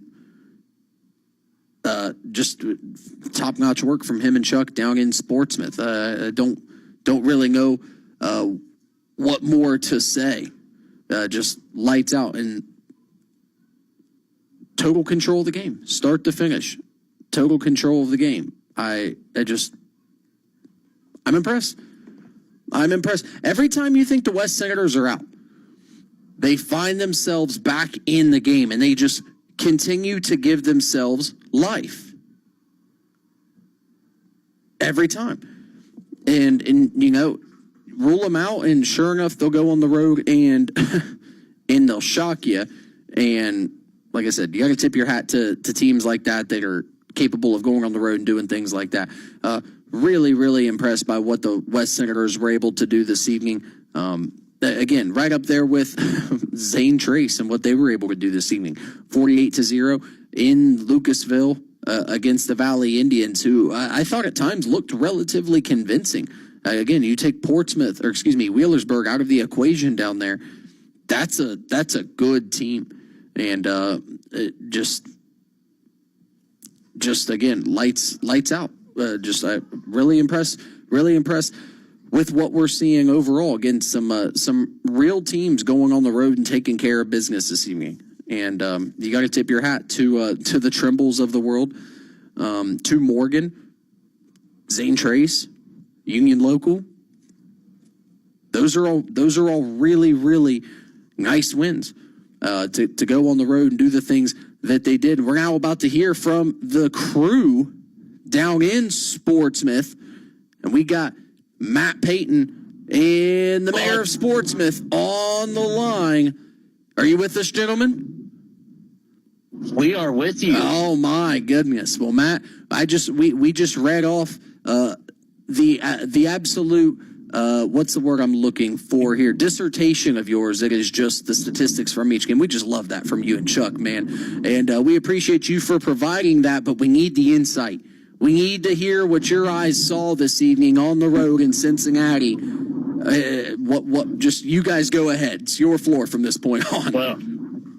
Well, we arrived, and when we first got there, I texted our friends, and I was like, I've arrived at Hogwarts. I mean, that place. It was wild looking. Your guys' pictures were great. So I'm like, well, this way, their tuition to go there is $29,000 kid. Whew. Wow. So, I mean, granted, they do give scholarships, but it was. You should be a wizard when you leave. Yeah, I agree with you. You should be a wizard by the time you get out of that place. Exactly. I mean, for that kind of money, I mean, for 1 year, you can buy a brand new car for that kind of cost. Yeah. But, yeah. Wow. What we saw tonight was a complete dominant performance by the West Senators. I think defensively, this probably was the best game I've seen them play. I've seen them 5 times. This was easily the best game I've seen them play defensively all year. What changed? The big change really was they just did a really. What was the difference part for me was how they attacked. They did a good on the defensive front. I mean, granted, I think the game started. They really leaned on them. They had an 11-play drive to start the game off, and I think that. And by Cincinnati, Summit Country Day only had a very thin line. They went both ways, and I think eventually just them ball so much and worried on them. Yeah, it really did a number to them. But I was very impressed with the line performance. I mean, anytime you hold a team to 15 yards rushing in a game is pretty solid. 3 first downs the entire game for Summit Country Day. Wow. Like I said, it was just a complete dominant performance. And Country Day had some players. Like they had a solid quarterback, a couple good athletes, but like I said, they had one big play in the second quarter, and that was about all we got to see from the Silver Knights this evening. Yeah, it was. I got to see a little bit of film on Country Day, and I thought that they had some speed in some spots that could provide some problems for West at times. But based on what I'm seeing from you guys, there was no problems for West on either side of the ball, really, offensively and defensively. In West, those big guys up front, I stood up next to them a couple of different times this season. One time at Chillicothe, and they got some big kids up front. I could see where if you don't have the depth, those guys could lean on you and wear you down. Yeah, and honestly, what they changed a little bit offensively coming out. They went to they had a high formation. They go high formation, and then they'd have like the F, kind of like an F, like not an H back, but like an F back down the right guard. Yeah. And by going that route, they just dominated. And what they did too was they did a lot of stuff where they huddle and just come running straight out the huddle to the line of scrimmage and call the play. That way, it definitely didn't allow Summit Country Day to get any adjustments, any defensive slides or stunts or anything. Yeah. So I think that was a really good adjustment by the West coaching staff. And it's interesting you bring that up because that's a look that's not utilized probably as much as it is, or maybe it's just a new introduction of a look. But you're right, that counteracts so many things you could see, especially with stunts in the interior defensive line and things like that. I think that is a great wrinkle because you can send that guy across the formation, lead with him, and ISO look through the formation. How was Anthony Bishop this evening? Doing what he was able to do, 302 yards, 33 carries. What was getting him so free that just opened things up for him? Well, honestly, I think when they went to that formation, and what they did was they have Bo Roten as their fullback, who's just a monster anyway. Yeah. They put Tilton Raft, who's like their leading tiller. They put him as that F slot type guy, and they just basically ran behind those two, and basically did like almost like a tackle over too, and they just were pounding. They had some massive holes. He was averaging at one point, he was up over 10 yards a carry, and every time he touched the ball was at least 7 or 8 yards a pop. I mean, it just was after run after run. And then they brought in the freshman Rustin Ratcliffe, and he had some big runs too. Then he had one for about 21 yards, but other than that, I mean, he had at least 8 yards a carry. But my big thing taken away was their team. They ran the ball, I think, 63 times. Yeah. And they averaged 6.7 yards per carry. Wow. Yeah, that's getting it done. I mean, that's getting it done. That's incredible. Yeah, that's incredible. And another thing, too, that look will present, too, is you're getting that lead block now gets on guys much quicker than if he's lining up, say, at the fullback spot, even just 3 yards back. That's now 2 steps faster. You're getting on a guy, and now you're back behind you. And Bishop tonight, how's 2 steps sooner? He gets to read a cut and go. And, get some real insight there. Matt, let's look ahead a little bit. Portsmouth West is now going to be traveling next week. Wait a second. I got things mixed up a little bit here. I'm sorry. Portsmouth West, I don't want to look ahead too far, but who do they have next week, Matt? Do you have that in front of you? Yeah, they will play at Tri-Village. Tri-Village. What can you tell us anything about Tri-Village at this point? I do know they usually are very good deep basketball. Being a basketball coach, I do know they have a very good athletic program basketball wise. Yeah. But what I do know, we now know where they're located at because, as you know, the mayor of Portsmouth's with me. He's a big dirt track race guy. I think he was when he was talking to West people. He asked where is Tri-Village, and they said, "Oh, it's up by Eldora." Oh, okay. That's his. That's right in his alley. But yeah, they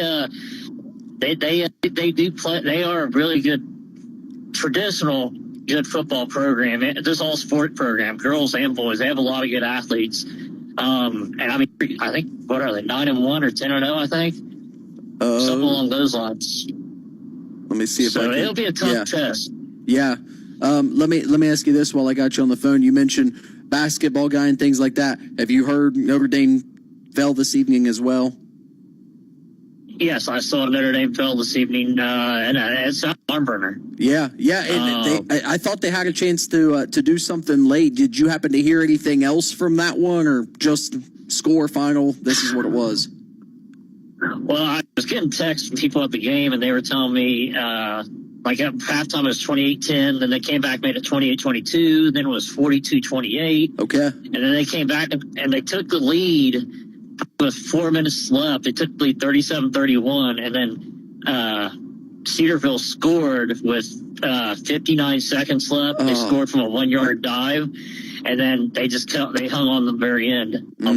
I think the running back for Notre Dame, Bryce McGraw, got banged up a little bit too as well. Oh man. So like I said, but for an effort, if I'm Notre Dame and walking away from it, like to come back down 18 points at halftime, that's a heck of a comeback and make it a ball game. Yeah, and I got to tip my hat to the whole program, man. A complete turnaround in just such a short period of time, especially. No one really knew what things were going to transpire to be before the season, I think, when Coach Boldman took over, and I think he's done a really good job down there.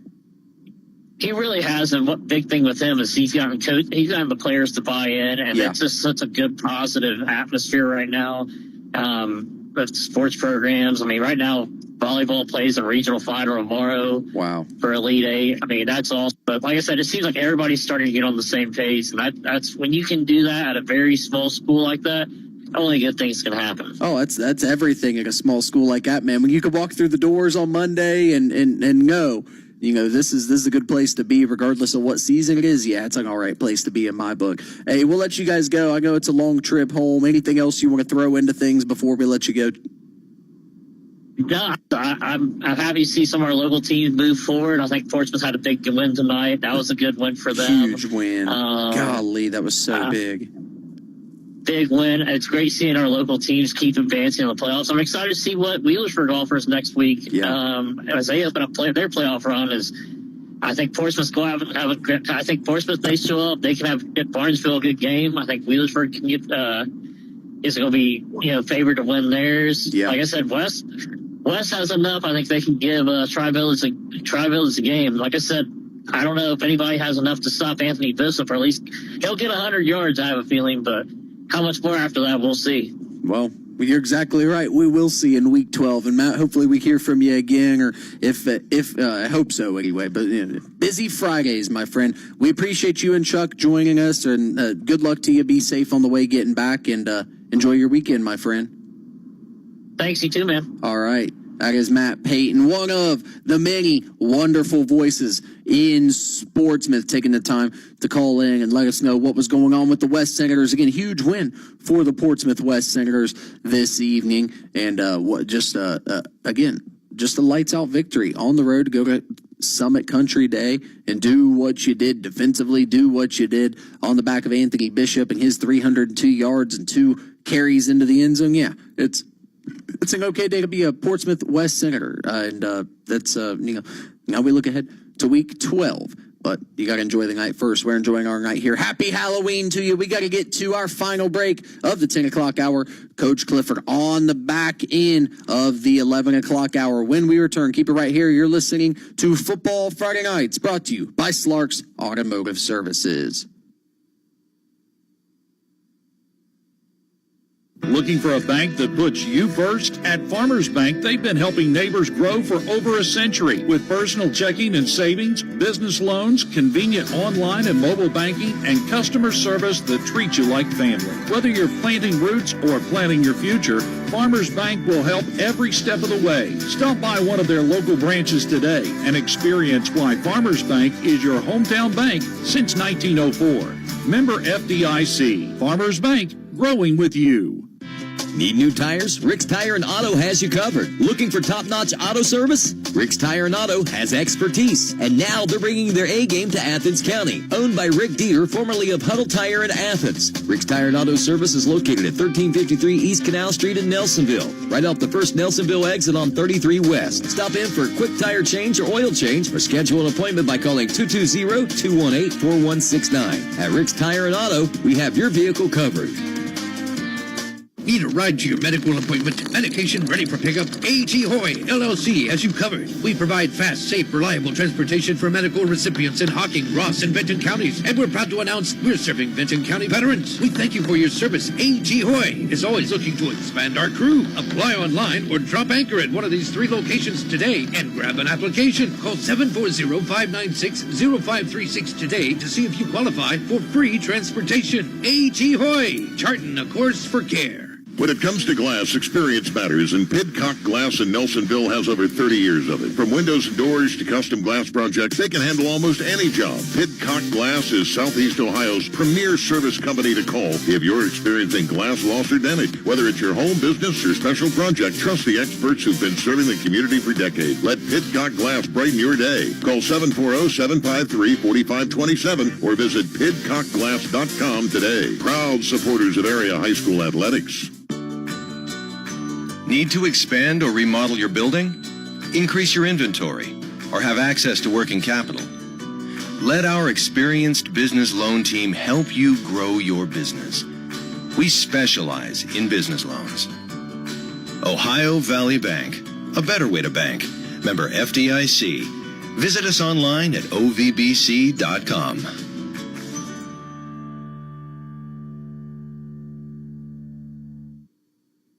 Craving good eats in Nelsonville? Head over to Nick's Station, home of Footlong Friday, where the footlongs bring the flavor all day long. And now introducing Western Burger Wednesday. Get a juicy Western burger and a medium drink for just $8.99. Then cool off with Nick's delicious ice cream treats. The perfect ending to any meal. They've extended their hours, so stop by Monday through Thursday until 10, Friday and Saturday until 11, and Sunday until 9. Nick's Station, fast and friendly with hometown flavor. Nick's is a proud supporter of area high school sports. 970 AM and 97.3 FM. The Game. WATH Athens, a Total Media Group station.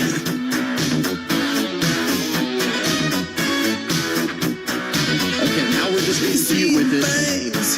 I like it, but now we're just getting cute with the Halloween bumpers. Welcome back. You're listening to Football Friday Night, brought to you by Slark's Automotive Services. It is Ghostbusters, for what it's worth. But if you got to call somebody, you could call Ghostbusters. You could. But why would you call Ghostbusters if you've got a guy like Coach Kirk Clifford on the line with you, ready to talk Portsmouth Trojans football? Coach Clifford with us this evening. Coach, can you hear us? Yep, can. All right, Coach. Welcome to the broadcast. Thank you for taking the time to join us this evening. And I gotta just begin by saying I feel like I owe you congratulations because, by the way, you called the broadcast. You may as well have been on the sidelines this evening. I can hear how fired up you were for your Trojans tonight. So congratulations, first of all. But talk to me about what you saw from your former team this evening. Well, I'll tell you what. I've done them all year long, Eric, and they play hard. They play physical. They're fast. They got good speed. But you know what? They have the penalty. They have the. I'm going to get a penalty blues. Tonight they had 15 for 150 yards. Oh man! And they won a playoff game. They won the first round of a playoff game against a solid Amanda-Clearcreek team with 15 penalties. And that doesn't happen. So I think that gives testament to how hard they play, and how they find ways to do it, but sometimes I've described them on the radio as they take 3 steps forward and 2 steps back. Right. And if they can shake that bugaboo, and it's just mental discipline. Yeah. That's all it is. It's not rocket science. It's Coach Cobb's not sending we're due for a 15-yard penalty into the ball game. Right. When they do that stuff, I just tell it like it is. They a lot of times they're their own worst enemy. I've watched them play. I've watched them play 11 times. Now they've played 2 teams that were just clearly better. Right. Ironton was clearly better than everybody, and I tell you what, Unioto's awfully good. They're darn good. Awfully good. Very well coached. Very disciplined football team. And some fans tell me after that game way back in August, well, if we played them again, we'd do better. I said, are you out of your mind? I said, if we played them again, that gives them a scouting report on what they got to do to us, and it'd beat us worse. I appreciate your realness. Well, they won't. I told people at that time, Unioto's not going to lose a game in the regular season. I don't know what their playoff fortunes hold, but the other games they played, they have, in my opinion, they've been better. I still think they were as good or better than Colgrove. And I know that, and I still think they were clearly better than Calquist. But, this team, for all the good things they do, Eric, there's times during the ball game that go to sleep. Yeah. Right. And they let things happen that shouldn't be happening. And that's like tonight's game. Yeah. They tacked on a 20. They got up 25-7, and before you know it, it's 20. It's 25-13. Yeah. And Clearcreek recovers an onside kick. Right. You started wondering, right? I'm looking at the coaches, and I coached a couple of those guys up in the booth, and I can see the frustration. Right. I can see it, and it's real. Yeah. I don't think they did things very well in the third or fourth quarter tonight. Yeah. But then when they had to have a big play, Fernando Poches takes it 70 yards for a touchdown. Isn't that nice? Yeah. He's a big, strong, fast kid. Yeah. And but it was an entertaining game. It was. But a lot of people were saying that Portsmouth was going to be the underdog here, and I when I looked at Amanda-Clearcreek, and I saw they were 5-5, I knew it was not one of their banner years. Right, of course. Because I'll tell you what, Amanda, we know from experience from when we played them. When they won the state championship 2 years in a row, we were fortunate enough to beat them both years. Wow! But I'll tell you what, when those guys come to play, they do. They don't have step. They don't have step. It's a great program. I envy. I think Coach Psalm has done a fantastic job. Yeah.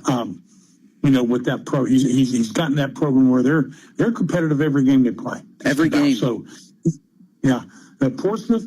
They've got some size. My goodness, Eric, if you take a look at Portsmouth's offensive line from the right tackle over to the left tackle, they go 290, 300, 260, 300, 300. Wow. They're monsters. And what happens is by the end of the third quarter, those hogs have been laying on people. They get tired from the guys laying on them. Right. And Poches always seems to break one in the fourth quarter. Yeah. But Portsmouth did what they had to do to win. Mm-hmm. We have to go to Barnesville next week. Big test. Yeah, I know my brother does television for a station out of Zanesville. Okay. And he's a 30-year coaching veteran as well. Okay. And he said the word's coming down that Barnesville is pretty good. Yeah. And now I know Wienersburg's played them 2 or 3 years in a row and has beaten them, but it hadn't been blowout games. Sure. So they're going to be a quality opponent. Plus, Portsmouth's going to go 185 miles to play a game. Yeah. It's a long way. So that's going to be a factor. Yeah. Yeah, it's a long way. Yeah. Hey, one thing I really heard you hype up Marquez Locklear, and I thought he did a tremendous job. I felt like he grew before our very eyes as a young quarterback this evening. Talk to me about this young man. I thought he made some really nice plays, and he looked as calm back there. You said the word reluctant on the broadcast. He looked as calm back there as he's looked all year throwing the football. Absolutely. I thought Marquez played a great game. I've watched him all year long, and I've watched him get better. His biggest problem going into the ball game was indecision at times. Right. When to throw, when to run. Right. And I think I haven't talked to Coach Kolb about it, but I'm thinking what they did was they limited the passing game to where you grab the snap and you throw it to this guy. It felt like that, didn't it? Yes. Yeah. And when he did, he underthrew a touchdown pass. Right. He came right back and completed a touchdown pass, same series. Yeah. And his first pass of the game was not stellar by any stretch of imagination, but everything in between, my goodness. We gave him player of the game tonight. He had 190 yards passing, and he ran when he needed to run. Yeah. And there's been a lot of times he's run when he should have thrown, but I was nothing but impressed by Marquez tonight. I was so happy for him, so proud of him. Yeah. He's come a long way. Yeah. And it's just too bad he's done after this year. He's a senior. Yeah. But I'd love to see what he could do next year. Yeah. That happens. They all got to get up. I had some guys graduate, made me cry too. When I was on Yeah. Yeah. You had some. Yeah. I bet it wasn't easy when JoJo Parker left, was it? No, it wasn't. Joseph was a special back, and yeah. I tell you what, I tell you what, people don't realize because Joseph ran for most yards than anybody until his son broke his record. Yeah, right. But Joseph had Jeremy Hamrick with him. Yeah. He was faster than JoJo ever dreamed of being. And that's crazy to think about. Oh yeah, wow. And then he had the next year after Jaime graduated, he had Jeremiah Bolden that was faster than him. So ran up the speed. Yeah. In college, those are called running back U's. Maybe Portsmouth was a RBHS back in the day. That's a pretty wild. We had a run of them. You sure did. We had a great run. You sure did. Going back to my assistant days, we had some unbelievably great running backs, and it's fun to coach guys like, and they're all good kids too. I'll never forget a funny story about JoJo. He went back to get some arm pads with one of the coaches before we left to go to Rock Hill. Yeah. Well, by the time they got done picking out his arm pads, the bus had left. So that doesn't shock me. So anyway, we get up there, and here comes the cheerleading van. And the first person off the cheerleading van was Joseph. And I'm standing about the 40-yard line, and he comes on a dead run. He's got alligator tears coming out of his eyes going, Coach, I'm sorry. Do I still get to play tonight? I'm pretty strict with stuff like that. And I knew what had happened. So sure. I just gave him a hug and told him, son, you're fine. Yeah. You're okay. You're going to start and play. Yeah. And but you know what? Joe was all about the team, too. Yeah. Yeah. He had a saying in his locker, hung up, well done's better than well said. That's great. And, that's great. Some young men there's some young men I saw tonight that need to understand that. Just making a great play, but then following up with an unsportsmanlike conduct penalty or a personal foul, it negates what you did. You're right. I enjoyed watching the game tonight, especially when my Trojans win. Of course. But, it was a little more fun than last week. I guarantee it. They got to go on the road and play a tough Barnesville team. So we'll find out what they're going to do. Well, Coach, we'll let you get to your weekend here. We appreciate you taking the time to call in. We'll let you get anything else you want to add before we let you out of here? I'm getting ready to watch Hallmark Christmas movie. Hey, you enjoy your Christmas movies. Hey, it's about to be November, so as far as I'm concerned, get me a plate of turkey and mashed potatoes and get me on a Christmas. Hey, do me one favor, though. Yes, sir. Tell Steve and Mark Williams that you liked what we did, so Christian and I get our jobs back next year. Hey, we love doing this, man. We really do. We really like doing it. You and Christian were lights out this evening. You guys sounded so great, and like I said, you guys just paint the perfect picture of Portsmouth football. Whoever you're with, you do a great job. But I thought Christian was lights out as well. To give him some credit. Oh, he's great. I tell you what, I am really blessed that I got asked to do this, and I'm really blessed that I get to work with guys like Christian and Dell Didway. I love working with Dell and with Chuck. Of course, Chuck Greenslade. So I just really enjoyed doing it, and I tell you, I'm lucky. I got some really good guys that carry me through the broadcast and let me do my thing. Well, I'm sure they'd say the same about you, sir. So we're happy to have you as part of our team, and we appreciate you calling into our show this evening as well. So thank you so much. I appreciate it. Thank you very much, Eric. Yes, sir. Congrats to you, and congrats to the Portsmouth Trojans, who picked up a Week 11 victory over the Amanda-Clearcreek Aces. We're going to get to our first break of the 11 o'clock hour when we return. We got another gentleman we're going to hear from down in the Portsmouth world, at least getting back from the Portsmouth world. The Sarge is in studio with us here in the war room here. So we're going to get it to a break and get it back here. And we'll get the Sarge's perspective on everything Trojans and Aces here in just a moment. You're listening to Football Friday Nights, brought to you by Slark's Automotive. This is XYZ Insurance. How can I help? I have a question about my home policy. Okay, question about phone policy. Home policy. Okay, gnome policy. HOME, home. Technology is great, but sometimes it's better to talk with a real person. With Erie Insurance, you have a caring, independent agent who's with you from beginning to end. Your Erie agent is McFadden Insurance. Get a quote today at McFadden-insurance.com. Go to ErieInsurance.com for company licensure and product details. House hunting? Selling? Don't get sacked by stress.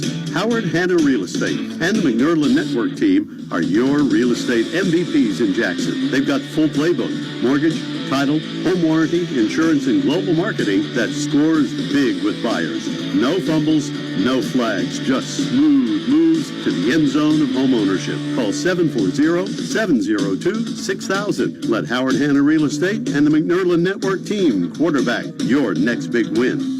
The Uptown Clinic powered by Holzer is located at 5 North Court Street in Athens. Nurse practitioner Amy Ward and staff provide walk-in urgent care services, on-site lab testing, primary care services, and much more. If you're on your way to work, class, or back home and need care, stop by the Holzer Uptown Clinic, conveniently located for Ohio University students, staff, and families. That's the Holzer Uptown Clinic at 5 North Court Street in Athens.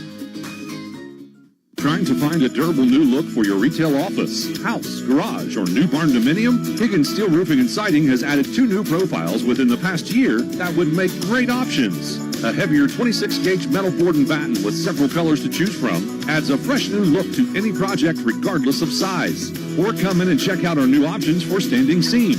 If it's steel roofing and siding, it comes from Higgins. Located in Hillsborough and Jackson, Higgins Steel Roofing and Siding. Family owned and operated since 1958. Looking for a home away from home for your furry friend? Welcome to Red Woof Inn, where tails wag and dreams come true. At Red Woof, we offer spacious play areas, cozy naps, and personalized care from our dedicated team. Whether your pup loves fetch or just snuggling, we've got it covered. Our facilities are top-notch, and our staff are dog lovers through and through. From playtime adventures to treat-filled cuddle sessions, we ensure your pup has a blast. Give your dog a vacation they'll love at Red Woof Inn, located on Old Dixon Road in MacArthur. Call 740-649-8640 to book your fur baby stay while spots are still available. Calling all hunters and outdoor enthusiasts, it's time to gear up for your next adventure with our buy one, get 2 free sale on select items at the Rocky Outdoor Gear Store. That's right, 3 pairs of boots for the price of 1. Whether you're planning for the hunting season, need new hiking boots for the trails, or even a new pair of work boots, we've got you covered. Don't miss out. Stop and see us today at the Rocky Outdoor Gear Store. Open Monday through Saturday, 9 a.m. to 7 p.m., and Sunday, 10 a.m. to 6 p.m. Come get fully stocked up for any season at the Rocky Outdoor Gear Store.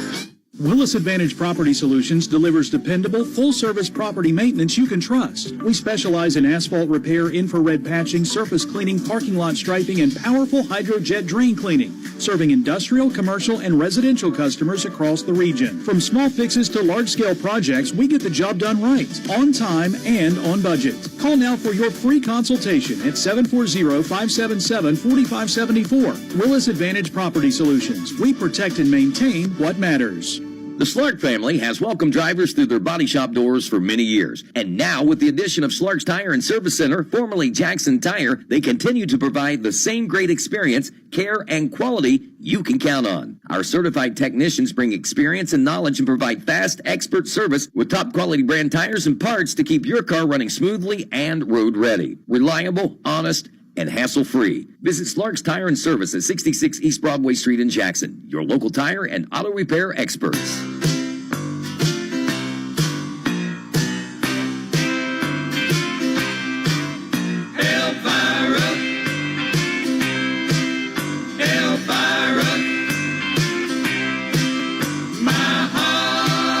I'm trying to pull it together. Welcome back. You're listening to Football Friday Nights, brought to you by Slark's Automotive Services. Eric Landrum in now. The Sarge, Ethan Sarge, back in studio with you this evening here. And, of course, our good friend Elvira. And Sarge, we welcome you back from your travels up 23 and 32. And, well, we just heard the perspective of former Coach Clifford. Yeah, saw him up in the box today. Of the Portsmouth Trojans, of course, paints a great perspective. But you paint a pretty good one as well, Sarge. So let's go ahead and get it from your sideline. It was a good game. Really fun matchup. There were a couple. We'll kind of just hit a couple because this game had some flashpoints. And I think it's important to paint the picture for those of you who didn't listen or watch this game to just kind of go to those flashpoints. We'll start out right at the end of the first half. Portsmouth had turned around a 7-0 deficit and turned it into a 13-0 lead. Some really good defensive plays throughout the the end of the first quarter into the second quarter. A bad punt by Amanda set up. 3-yard punt. Yeah, really bad punt.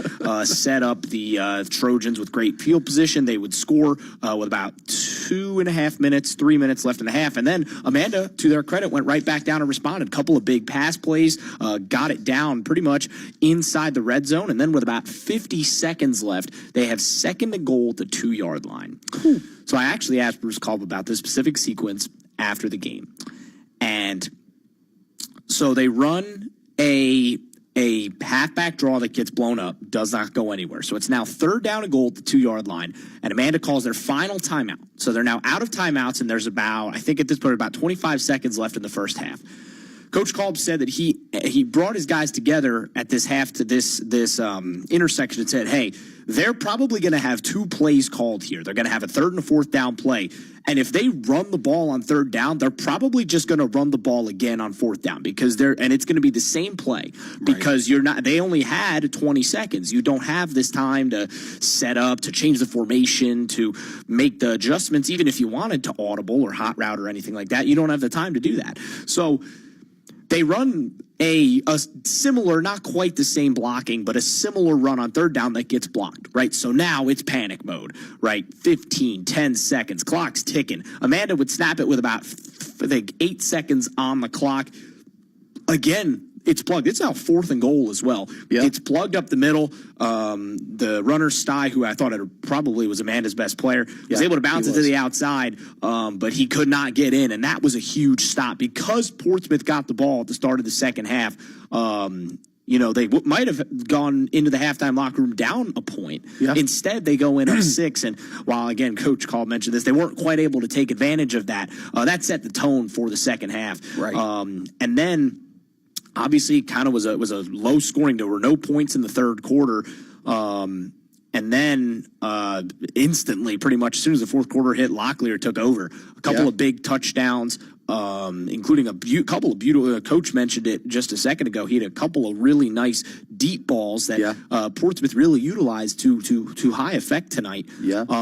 So he gets those, and all of a sudden, before he could really blink, it's 25-7. You're thinking, well, home and dry, right? Right. Not quite. Amanda goes down a very nice drive. They put it together. They get it in the end zone thanks to Sty, 32-yard run off the pitch on the outside. They get it in. They don't get the 2-point conversion to 25-13 with about 4 minutes, 50 seconds to play.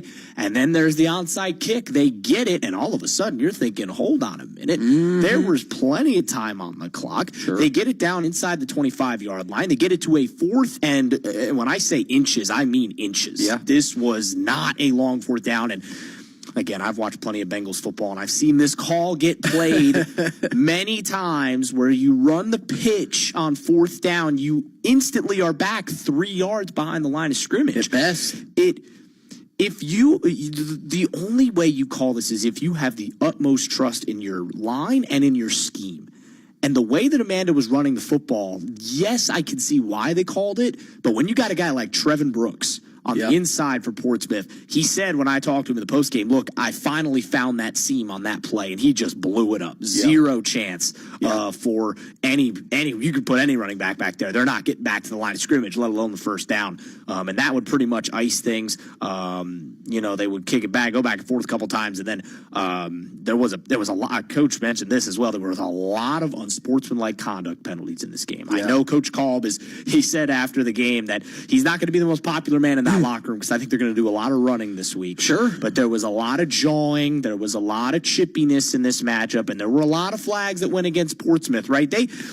I'll say this. I think that they did have a lot of they had a big chip on their shoulder. They heard the disrespect, right? There were a lot of people, like Coach mentioned, that didn't really feel like they had earned their way into the postseason. And all of a sudden, they're the 5 seed. Much less a home game, yeah. Absolutely, right? And they were able to come back, put together what I thought was one of their best performances of the season, especially that second half. Agreed. And I think you take away some of those penalties, and they might have won this game by more. So, again, that'll be a big key for next week is to not let the emotions get the best of them. Yeah. Is to, if they can play their brand of football, they can hang, I think, in this region. They can win more than just next week, right? And obviously, they might have Wheelersburg staring at them in a regional semi, and Barnesville's a great team themselves that you absolutely can't overlook. So, the thing about the Portsmouth team is they got moxie too, right? They do have, yes, again, sometimes you can't do that talking, right? Because it will get you in trouble. Sure. It'll get you in trouble. But I really like the confidence this team has. Poches, Locklear, Brooks, they all have a lot of confidence about where this team is and where they can be. And I'm excited to see what they could do next week. I think they got a real shot to go up to Barnesville and turn some heads. Really impressive performance tonight. Especially considering, like Coach mentioned, 15 penalties is a huge number. That's a lot of penalties. The only number that I think stands out beyond that is the yardage of penalties. 150 yards of penalties. There are no spot fouls in high school football. And 150 yards worth of penalties, they left a football field and a half on the table. I like what Brooks had to say when he said, I finally found a seam. I love that. That tells me he's doing all the right things as a head hunting linebacker, because when a seam opens up and you're hunting the ball carrier, it's just like seeing one when you got the ball in your hands. Physical and nasty ball game where the yards were hard to come by. And when you're a linebacker, right, you've been slamming your head into shoulder pads all game long, right? You've probably won some reps. You've probably lost some reps, right? That's football. And when you get an opportunity to make a splash play like that in a big moment, and you have that opportunity, Brooks is one of the better linebackers I think we've got in our coverage area, and he's talented. He just flies to the football, right? What the best linebackers do at any level. They fly to the football. And he recognized that, ID'd it, right? We were talking about this during the break. Amanda-Clearcreek's playbook is not, the Mike McDaniel. It's not expansive. It is. It's very simple. It's effective, right? They can get the run game going with that line. They've got a good offensive line. Yeah. But Portsmouth, especially in that second half, started IDing things, which is good. It means they watched film this week, which I know Coach Call will be proud of. Right. Is that they watched film. They understood where the blocking was. They understood how to attack this scheme, and they made it work to perfection, especially in that second half where they, like I said, only gave up 6 points and did a fantastic job of limiting what Amanda was trying to do. And then I didn't even get to the last part, which is where Pohez just puts the icing on the cake with the 86-yard touchdown run. And it was a run that just summed up his whole game. He didn't have, until that point, he didn't have any crazy play, but it was gritty. He's gritty. He is so hard to tackle. I mean, it's always 2 or 3 that you can't do it by yourself. It always is 2 or 3. He accepts it. He loves it. He loves contact. Yeah. And those are the kind of running backs that succeed and thrive around here. Is those guys that just feed off the contact but can also bust the big one. Yeah. And he did a great job at just continuing to manage and fight and grind, and then all of a sudden when he gets that hole, he attacked it, and no ace could catch him. And that was again very impressive from him and from the whole of the Aces squad. They did a great job. I think Pocious does a really good job. His patience in the backfield is something else. I like his balance and he knows how to play with leverage. So when he comes off that contact, you're right. A guy like him, he looks at contact kind of like a pinball does. He can change direction. He can go do whatever off of that. And you almost saw it early on in the game. But you're right. When he broke off the touchdown run that was 86 yards, it was lights out. You mentioned, though, Ethan, that he wasn't needed much early on. I thought Locklear got real comfortable with his legs early on in this game, and once that happened, settled in passing-wise. But Coach Clifford mentioned it just a moment ago. I felt like Coach Cobb made it simple on him in the pass game tonight. We'll go 3-by-1, hit the man-to-man on the other side that's one-on-one. We'll go 4-by-1, do the same thing, hit this post, hit this fade down the near sideline. Get guys open in man coverage, quick rhythm throws, just throw it up, let your guy make a play. Not throw it up because he was doing far better than that. He was actually placing the ball pretty well this evening, I thought. Locklear settled in, man, and when him and Brooks and Pocious and Al and the gang down in Portsmouth are on the same page, they're a lot of fun to watch. If they could just figure out that penalty bug, that is just a killer, man. Both sides of the ball. It's just, you got it. And it really was, like, I want to say about half, if not more than half of the penalties were stuff after the play. Sure. Unsportsmanlike conducts. Right. And the refs were on it, right? They were all over it, especially with Portsmouth. And at that point, especially when you can afford one, even two, even though you don't want them, right? But then at that point, you got to know that you've got the eyeglass on you from the refs. Right. You know that they're looking for it, and it doesn't even have to be much. Yeah. But once you've gotten a couple thrown on you, the refs are going to have a keener eye, and you just can't. You can't have those mistakes. You can't press the issue. There was a flag for waving at the sideline after the fourth down. You can't do that. Right. There was a flag for, extra shoves, extra pushes, talking. Right. Just, all of you make the literally play, all of it, and you go. And I know, again, Coach Cobb will be all over them because he mentioned this was the Portsmouth of weeks 1 through 5 coming back that he said with the penalties. And he said, we don't beat Barnesville if that happens next week. So again, they're going to run on Monday. If there's any Portsmouth players listening, I would just be ready to condition on Monday because that's what Coach Kolb said to me. Don't shoot the messenger.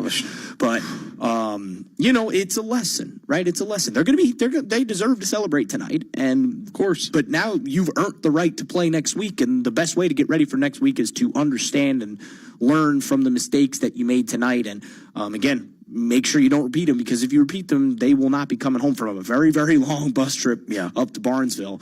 You won't be coming home happy if you make some of those same mistakes. Big task, and like you said, can't make those same mistakes in week 12. Sarge, we'll get you up to speed here. We got about 8 minutes before our next break. Thank you for tuning in and giving us a listening ear across southeastern Ohio this evening. Sarge, now that you're kind of settling here, you've had an opportunity to check out, I'm sure, at least some of the scores around the area, if not everything by this time. What do you think catching your eye? Most everything. Got to give a shout out to my guy Phil Fairs and the Trimble Tomcats. It's his Fairs Well tour. It is his Fairs Well tour, and I mean, he wasn't going to go out in the playoffs without getting at least one. And this was, from everything that I was told from the Athens guys who were in the building, from Daniel and Tad, they said it was just classic Phil. This game had Phil's fingerprints all over it. Just a grind, a stick it out, and at the end of the day, the Tomcat nose came out just ahead of the Rebel nose, and that's how they do it, right? And that's how a 12-5 upset happens, is when you have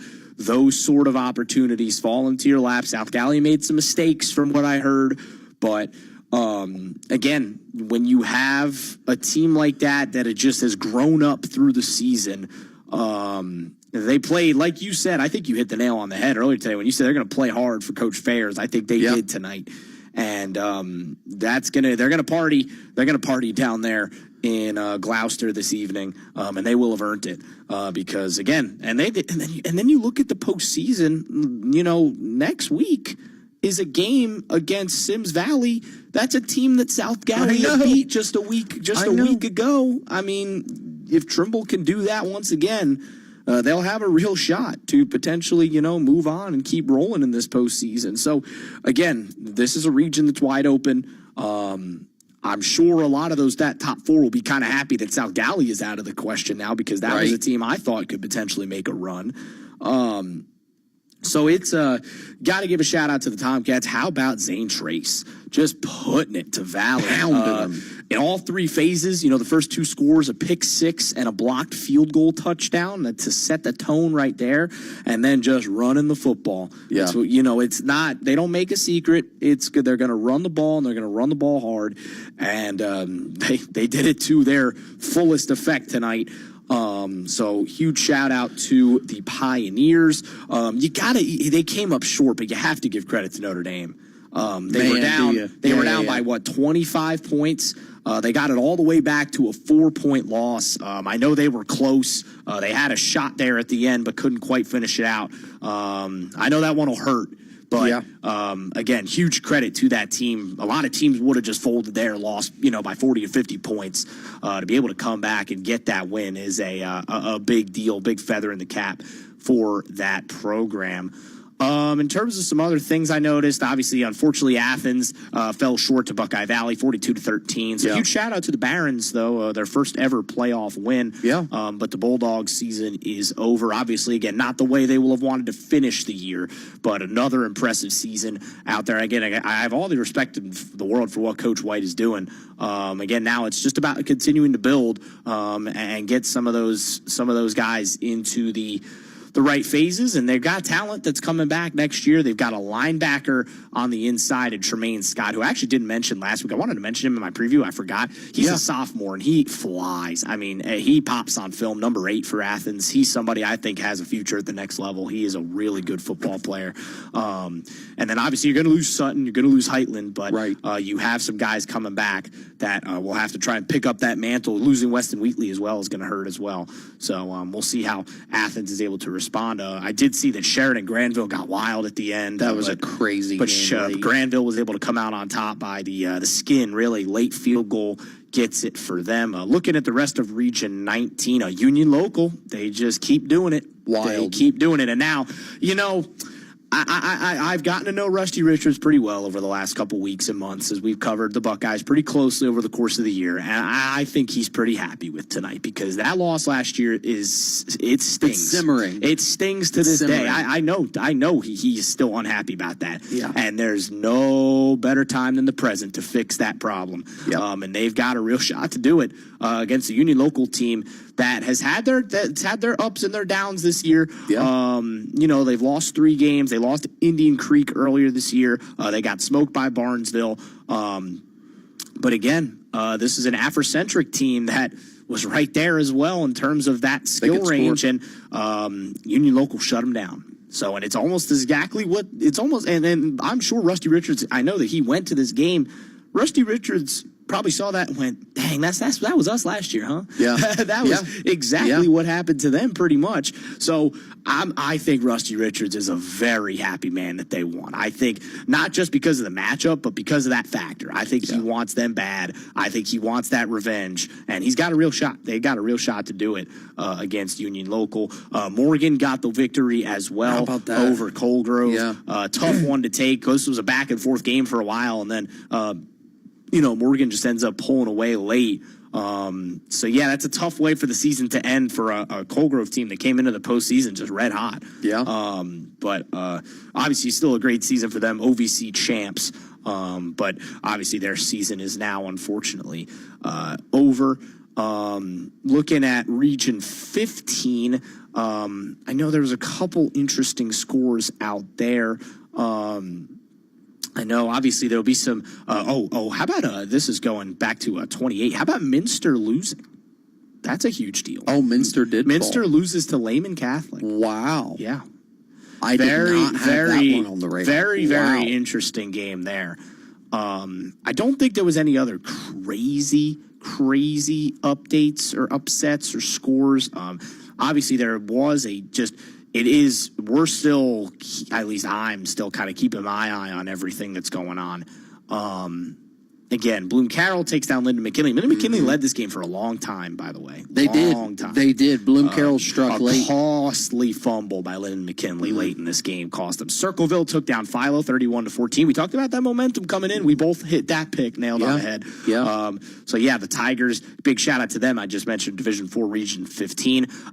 Columbus East does take down Canton South, so my upset falls a little short, but that will be who plays them now? I think a team that we cover will play them.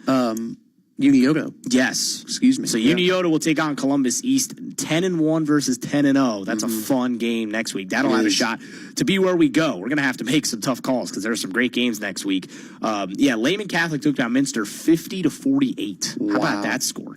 Wow. Talawanda defeated Goshen 56-28. Chillicothe's season comes to a close as well, 35-14. Some big mistakes early in this game. A pick 6 on the first play of the game for Chillicothe. Just kind of always had them on the back burner. When you're playing from behind, you can't get Carte going in the way they want to. And what I will say for Chillicothe, again, it always kind of felt like one of those seasons where you're building for the future. right? And obviously they won't want to hear that tonight. And I know Coach Carper is a very success-oriented person, and he'll be disappointed that they didn't get the victory. But that's a team to look out for over the next couple of seasons. Yes, they will be very good. Number 18 is a sophomore. Again, remember that. He's got over 3,000 yards in 2 seasons, and he's got 2 more to go. So keep an eye on Carte over the next couple of years out there for the Cavs. I wonder how many quarterbacks we cover who have as many passing yards as he does rushing yards. Besides Pfeiffer Courthouse, I don't know if there are many. Is there anyone else? I can't think of anyone off the top of my head. I don't think so. That's a pretty remarkable sophomore year. It's not bad. He's wild. Eastern fell short to Colonel Crawford, 35-7. We always said, you couldn't play from behind, and they were down pretty early in this game. Yep. And then, it was always a battle to get back into it. Hamilton Township defeated Independence 40-12. Yep. We had that one. Ridgewood, we had this one as well. Ridgewood took down Newcomerstown 28-6. Grandview Heights was just swept aside by Toronto, 41-0. The final score there. Shut down the run. It's set up. It's set up once again. Miami Trace was, they didn't even have to play the starters in the second half. They were up 49-0 at halftime. They beat Hillsborough 49-8. And oh boy, Alumni Stadium's going to be a fun place to be next week. Let me tell you. You think those Trace players are going to have week 9 playing on repeat for the next week? Yeah. You got another thing coming. Yeah. I think that they are relishing that opportunity to be able to get another crack at Jackson. Was not a given by any stretch, but now here they are, right? And forget the conference, forget everything. They absolutely have a shot to win that game, and they'll know what they need to fix, right? That film is right there for them.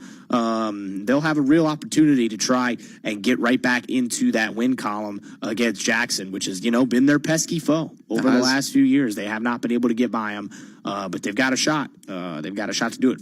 Shout out Fairfield Union as well. First playoff win. First playoff win since 2001. For the Falcons of Fairfield Union. They took down Heath 22-3. The Mid-State League went 4 or 5 tonight. They did. They had a great night.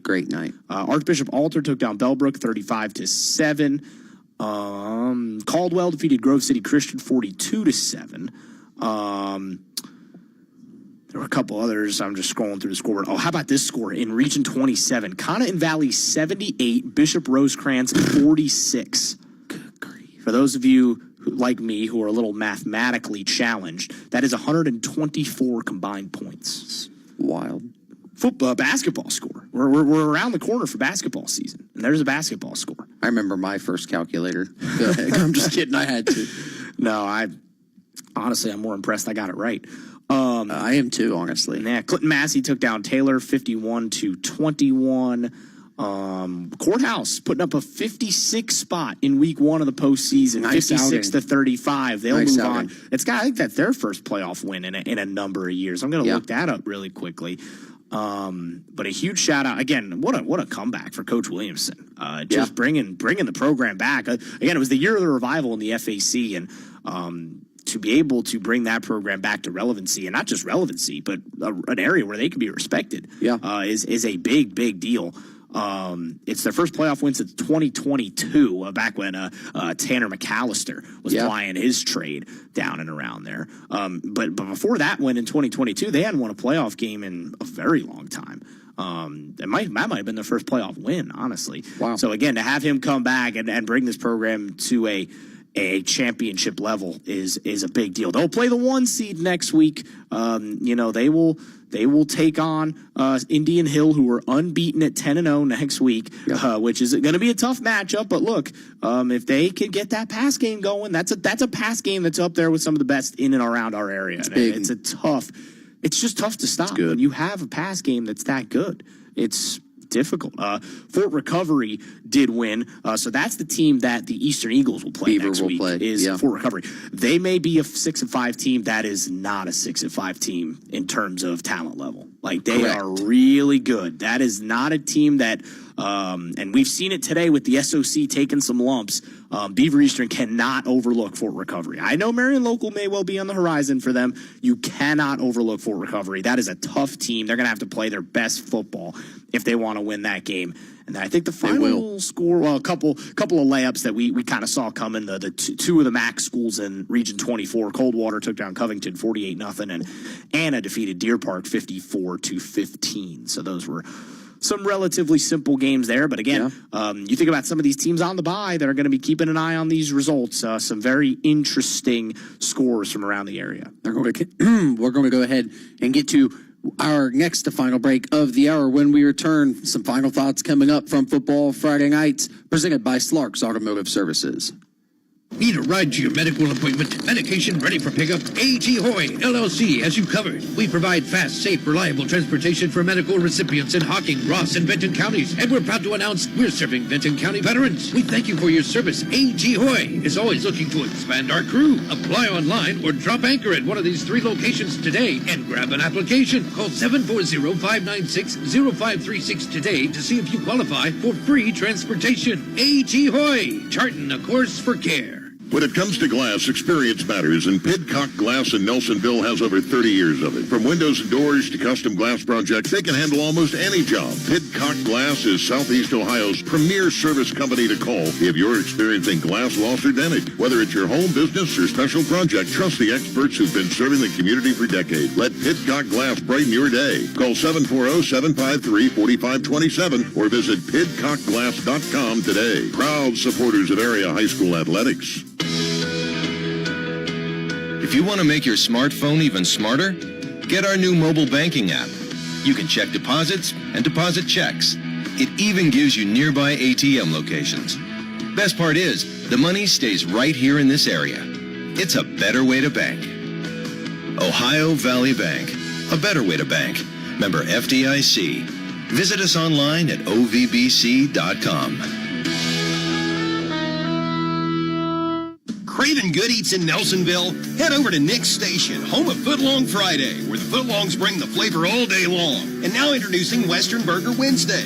Get a juicy Western burger and a medium drink for just $8.99. Then cool off with Nick's delicious ice cream treats. The perfect ending to any meal. They've extended their hours, so stop by Monday through Thursday until 10, Friday and Saturday until 11, and Sunday until 9. Nick's Station, fast and friendly with hometown flavor. Nick's is a proud supporter of area high school sports. Hey, it's me. Well, you from the future. Let's talk budget. Gas prices are going up, you blew your budget buying groceries, and here comes your bill for car insurance. Now, that's one bill you can control when you choose Erie Insurance. Do your future self a favor and ask about Rate Lock from Erie. The only thing going down is the waistline on our jeans. Your Erie agent is McFadden Insurance. Get a quote today at mcfadden-insurance.com. Go to erieinsurance.com for company licensure and product details. House hunting? Selling? Don't get sacked by stress. Howard Hanna Real Estate and the McNerlin Network team are your real estate MVPs in Jackson. They've got full playbook, mortgage, title, home warranty, insurance, and global marketing that scores big with buyers. No fumbles, no flags, just smooth moves to the end zone of home ownership. Call 740-702-6000. Let Howard Hanna Real Estate and the McNerlin Network team quarterback your next big win. He did the mash. He did the monster mash. The monster mash. It was a graveyard smash. He did the mash. It's Patrick Allen, the greatest engineer. He did the mash.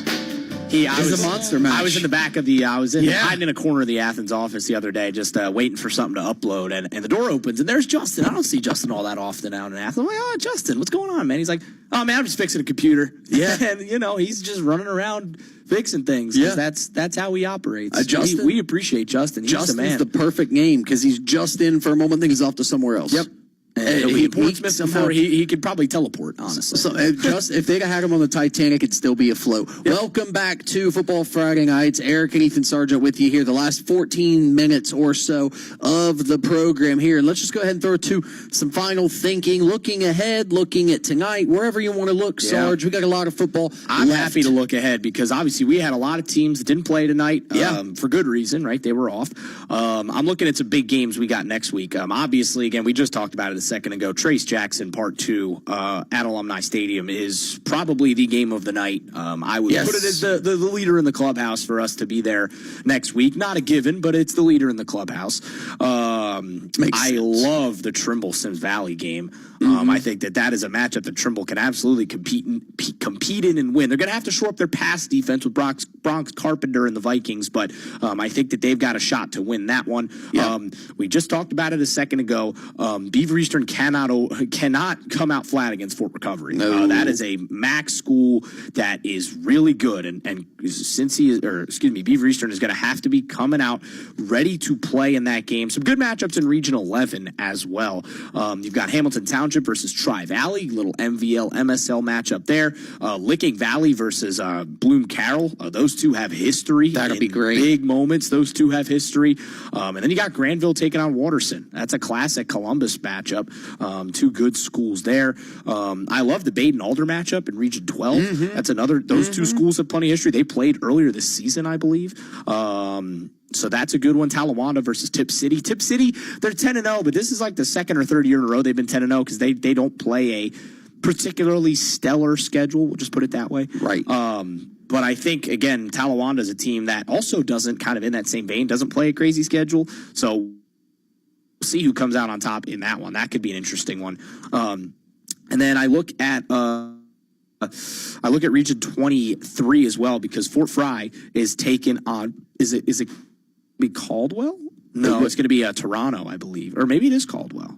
I thought it was. I think it is Caldwell. Yeah, so that's a rematch again. Those two have loads of playoff history, loads of regular season history. You don't got to get the Redskins up and going to play against the Cadets. So that's a fun matchup as well. And then Portsmouth West, we didn't even mention them. They did a good job. Went out on the road. Got to win. It was tight for a while, and then they just pulled away. They got the win over Summit Country Day. Was it like 35 to 6 or something like that? They got it. It was a comfortable win in the end. Now they'll be on the road at a Tri-Village squad. I'm actually going to pull this up because I was doing my research for this week a little bit. Obviously, you're always looking a half step ahead, and you're peeking through the curtain a little bit. Tri-Village is 10-0, yes, but this 10-0 is interesting. They haven't played. The best win on their schedule is Ansonia, who is a good Region 28 school.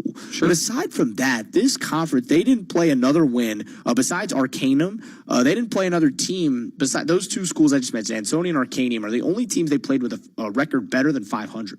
Wow. They played multiple 0-10 schools, a 1-9 school, a 2-8 school, and 3, 4, and 6 schools. So, there is a Preable Shawnee as well. They took down by 20. And to their credit, they have smoked the good teams that they've played. Right? Sure. They put 40 up on Shawnee, put 42 on Arcanum. This offense is electric. The least amount of points they scored in the game is 40. So Portsmouth West defense better come ready to play. But again, I think this is another team that's also not like a historical dominator. I mean, they've only been playing football since 2016. How about that? Wow. So kind of similar to Beaver Eastern, right? Yeah. Where they're just getting that program going. But they've been the last few years, they've been a consistent playoff team. They've won playoff games each of the last 5 seasons, looking for a 6th in a row. But this is their first. I think the first time they've gone into a postseason undefeated. Looking at this, so it's going to be a tough test for P West. But you got to use that experience. Got to lean on that run game and see what you can do. Yeah, you do, and especially you're going against an opponent that's unbeaten too. I like losses. A one-loss team or something along those lines heading into the postseason. I think that shows a battle test type of thing, unless it's like a Bishop Watterson scenario where you're just that much better than everyone and then it doesn't matter. I don't know that there's anyone getting in the way of that beast. But yeah, I like teams that are tested. That'll be a tall test for Portsmouth West. We'll see how it goes in favor of Portsmouth West. But if Anthony Bishop's going to run for 302 yards, I think that puts you in about any ball game. 302 tonight. 302 on 33 carries and 2 tutties. I see again. I like to put a feather in cap when I nail things. I said they'd run behind Bishop, and we nailed that one. Yeah, I mean, look, I got a lot wrong tonight. I'll tell you that much. But yeah, I was going to say, we don't have to talk about that. Hey, look, we only talk about the wins. The losses aren't my fault. It's the playoffs. So, we're trying to make it through into week 11, 12, and 13. We can't talk about the losses. We'll get there, right? No, I mean, I did great, but like the losses aren't my fault. The players messed up. Yeah, of course. That's on you guys out there, man. Not us. We had it right. You all didn't get the memo. Yeah, a lot of upsets in Region 28 as well, with Fort Recovery winning, Cedarville winning on the road. I think that New Bremen won. And then Lehman Catholic getting the win over Minster, even though it's not a seeding upset, honestly is a major upset. That, to me, that's an upset. It is. I think it would absolutely qualify as one. Yeah. And again, just New Bremen did win. They beat Ansonia, of course. Well, yeah, duh. Yeah, I mean, it was an 8-5 series. The last time they had played was New Bremen beating Ansonia 26-22 in the regional semifinals in this region 3 years ago in 2022. So some other interesting teams and scores just from around the state.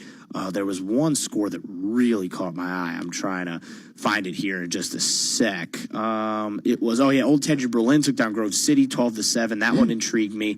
There was a big team that lost tonight. I'm not sure if I'm going to be able to find it before we got to go to our last break. But, Patrick Henry. Patrick Henry lose 16-7 to Cary. Wow. That's a notable game. That's a notable loss for one of those high-profile perennial MAC conference schools. They're out of the postseason. To Cary. Wow. Yeah, big win for Cary. Huge win. Huge win. We'll be back in just a moment with closing thoughts. You're listening to Football Friday Nights, brought to you by Slark's Automotive Services. The Uptown Clinic powered by Holzer is located at 5 North Court Street in Athens. Nurse practitioner Amy Ward and staff provide walk-in urgent care services, on-site lab testing, primary care services, and much more. If you're on your way to work, class, or back home and need care, stop by the Holzer Uptown Clinic, conveniently located for Ohio University students, staff, and families. That's the Holzer Uptown Clinic at 5 North Court Street in Athens. Mom, my teacher said some kids don't get new shoes when school starts. That's why Southern Ohio Soles is so important, honey. They make sure that underprivileged kids start the year with shoes that fit and feel good. So, if people give money, more kids can have shoes for school? Exactly. Every dollar helps a child walk into class with pride, ready to learn and ready to thrive. Can I help too? Everyone can. Visit www.southernohiosoles.com now and help a kid start school confident and strong. Are you tired of dealing with malfunctioning garage doors? Look no further than True Track Garage Doors in Londonderry. Our team of experienced technicians specialize in garage door repairs, installation, and maintenance services. Whether you need a simple repair or a brand new garage door installation, we've got you covered. At True Track Garage Doors, we prioritize customer satisfaction and ensure that your garage door is functioning properly and safely. Contact us today at 740-596-1000 to schedule an appointment or request a free estimate. Call True Track to get you back on track. Looking for a home away from home for your furry friend? Welcome to Red Woof Inn, where tails wag and dreams come true. At Red Woof, we offer spacious play areas, cozy naps, and personalized care from our dedicated team. Whether your pup loves fetch or just snuggling, we've got it covered. Our facilities are top-notch, and our staff are dog lovers through and through. From playtime adventures to treat-filled cuddle sessions, we ensure your pup has a blast. Give your dog a vacation they'll love at Red Woof Inn, located on Old Dixon Road in MacArthur. Call 740-649-8640 to book your fur baby stay while spots are still available. The Slark family has welcomed drivers through their body shop doors for many years. And now, with the addition of Slark's Tire and Service Center, formerly Jackson Tire, they continue to provide the same great experience, care, and quality you can count on. Our certified technicians bring experience and knowledge and provide fast, expert service with top quality brand tires and parts to keep your car running smoothly and road ready. Reliable, honest, and hassle-free. Visit Slark's Tire and Service at 66 East Broadway Street in Jackson, your local tire and auto repair experts. Willis Advantage Property Solutions delivers dependable, full-service property maintenance you can trust. We specialize in asphalt repair, infrared patching, surface cleaning, parking lot striping, and powerful hydrojet drain cleaning, serving industrial, commercial, and residential customers across the region. From small fixes to large-scale projects, we get the job done right, on time, and on budget. Call now for your free consultation at 740-577-4574. Willis Advantage Property Solutions. We protect and maintain what matters.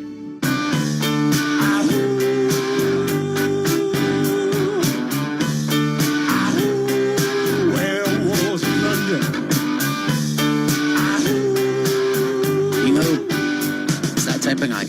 That type of night. Back for Football Friday Nights from the War Room, presented by Slark's Automotive Services. We've got just a couple of moments here, Sarge. Some pretty telling things around the 7-4-0 in Week 11. But what stands out the most to you? This postseason is just, the twists and turns are not going to stop. We've got some great matchups coming up next week, some great performances from this week. I'm very much looking forward to next week because I think a lot of our teams have great chances to keep going. But they're not going to be able to do it easily, right? Nothing's given in these postseasons. You got to earn every yard. You got to earn every touchdown, every point. Nothing's given. So a lot of these teams are going to learn that lesson, whether they learn it within a quarter or maybe they learn it when they're on the sidelines after watching a team beat them, is up to them, right? And that comes down to this week of practice. That comes down to the effort that these players and coaches have put in ever since, it goes all the way back. A lot of these coaches start their offseason programs on Thanksgiving. Right. They start all the way back on Thanksgiving, like the Saturday after Thanksgiving. They get that off-season program going. They got kids in the weight room, right? Some teams are blessed and lucky enough to be able to be practicing for state championship games on that day. But you have an opportunity to, or maybe even play in a state semifinal. Right. I know Andy Hall's talked about that a whole lot, right? And I know Jackson is, and we could mention that to wrap things up here. Jackson has a real opportunity to win this region. I think Andy Hall knows that. They know how desperate that Jackson as a community, as a school, is to win a regional title. They achieved a couple of their big goals for the season, which was to win the FAC and to have a postseason bye. Those were two big goals I know they had coming in. And I know they got a lot more goals. And it's a big one next week. It's got all the makings of a classic. And let me tell you, that team they're going up against is not going to let them just waltz on by, because they remember what happened just 2 weeks ago. We were there, and we may well see it again next week. It's just a huge matchup between Jackson and Trace. Ask the Miami Trace fan. They'll tell you Week 11 is far more, or Week 12 will be far more important than Week 9. They'll give up that FAC title for what they get in Week 12. We thank you for listening to the program. We will be back in Week 12 from somewhere in southeastern Ohio. But we promise you one thing. Wherever we are, they'll be playing football. We will see you in November. It's been a fun September, October. But we got more playoffs. Until Week 12. We'll see you then. This has been Football Friday Night from the Total Media Sports Network, presented by Slark's Collision Center. Tonight's show has been welcomed by Holzer Health System, Howard Hanna, McMillan Network, A.T. Hoy Transport, Higgins Steel Roofing, Rocky Outdoor Gear Store, Nick Station, Steak and Shake, True Track Garage Doors, McFadden Insurance, Ohio Valley Bank, Hocking College, Area Agency on Aging District 7, Willis Advantage Property Solutions, Didcot Glass, and Southern Ohio Souls. Make sure to join us before and after your high school football game every Friday night. This has been a production of the Total Media Sports Network. All rights reserved.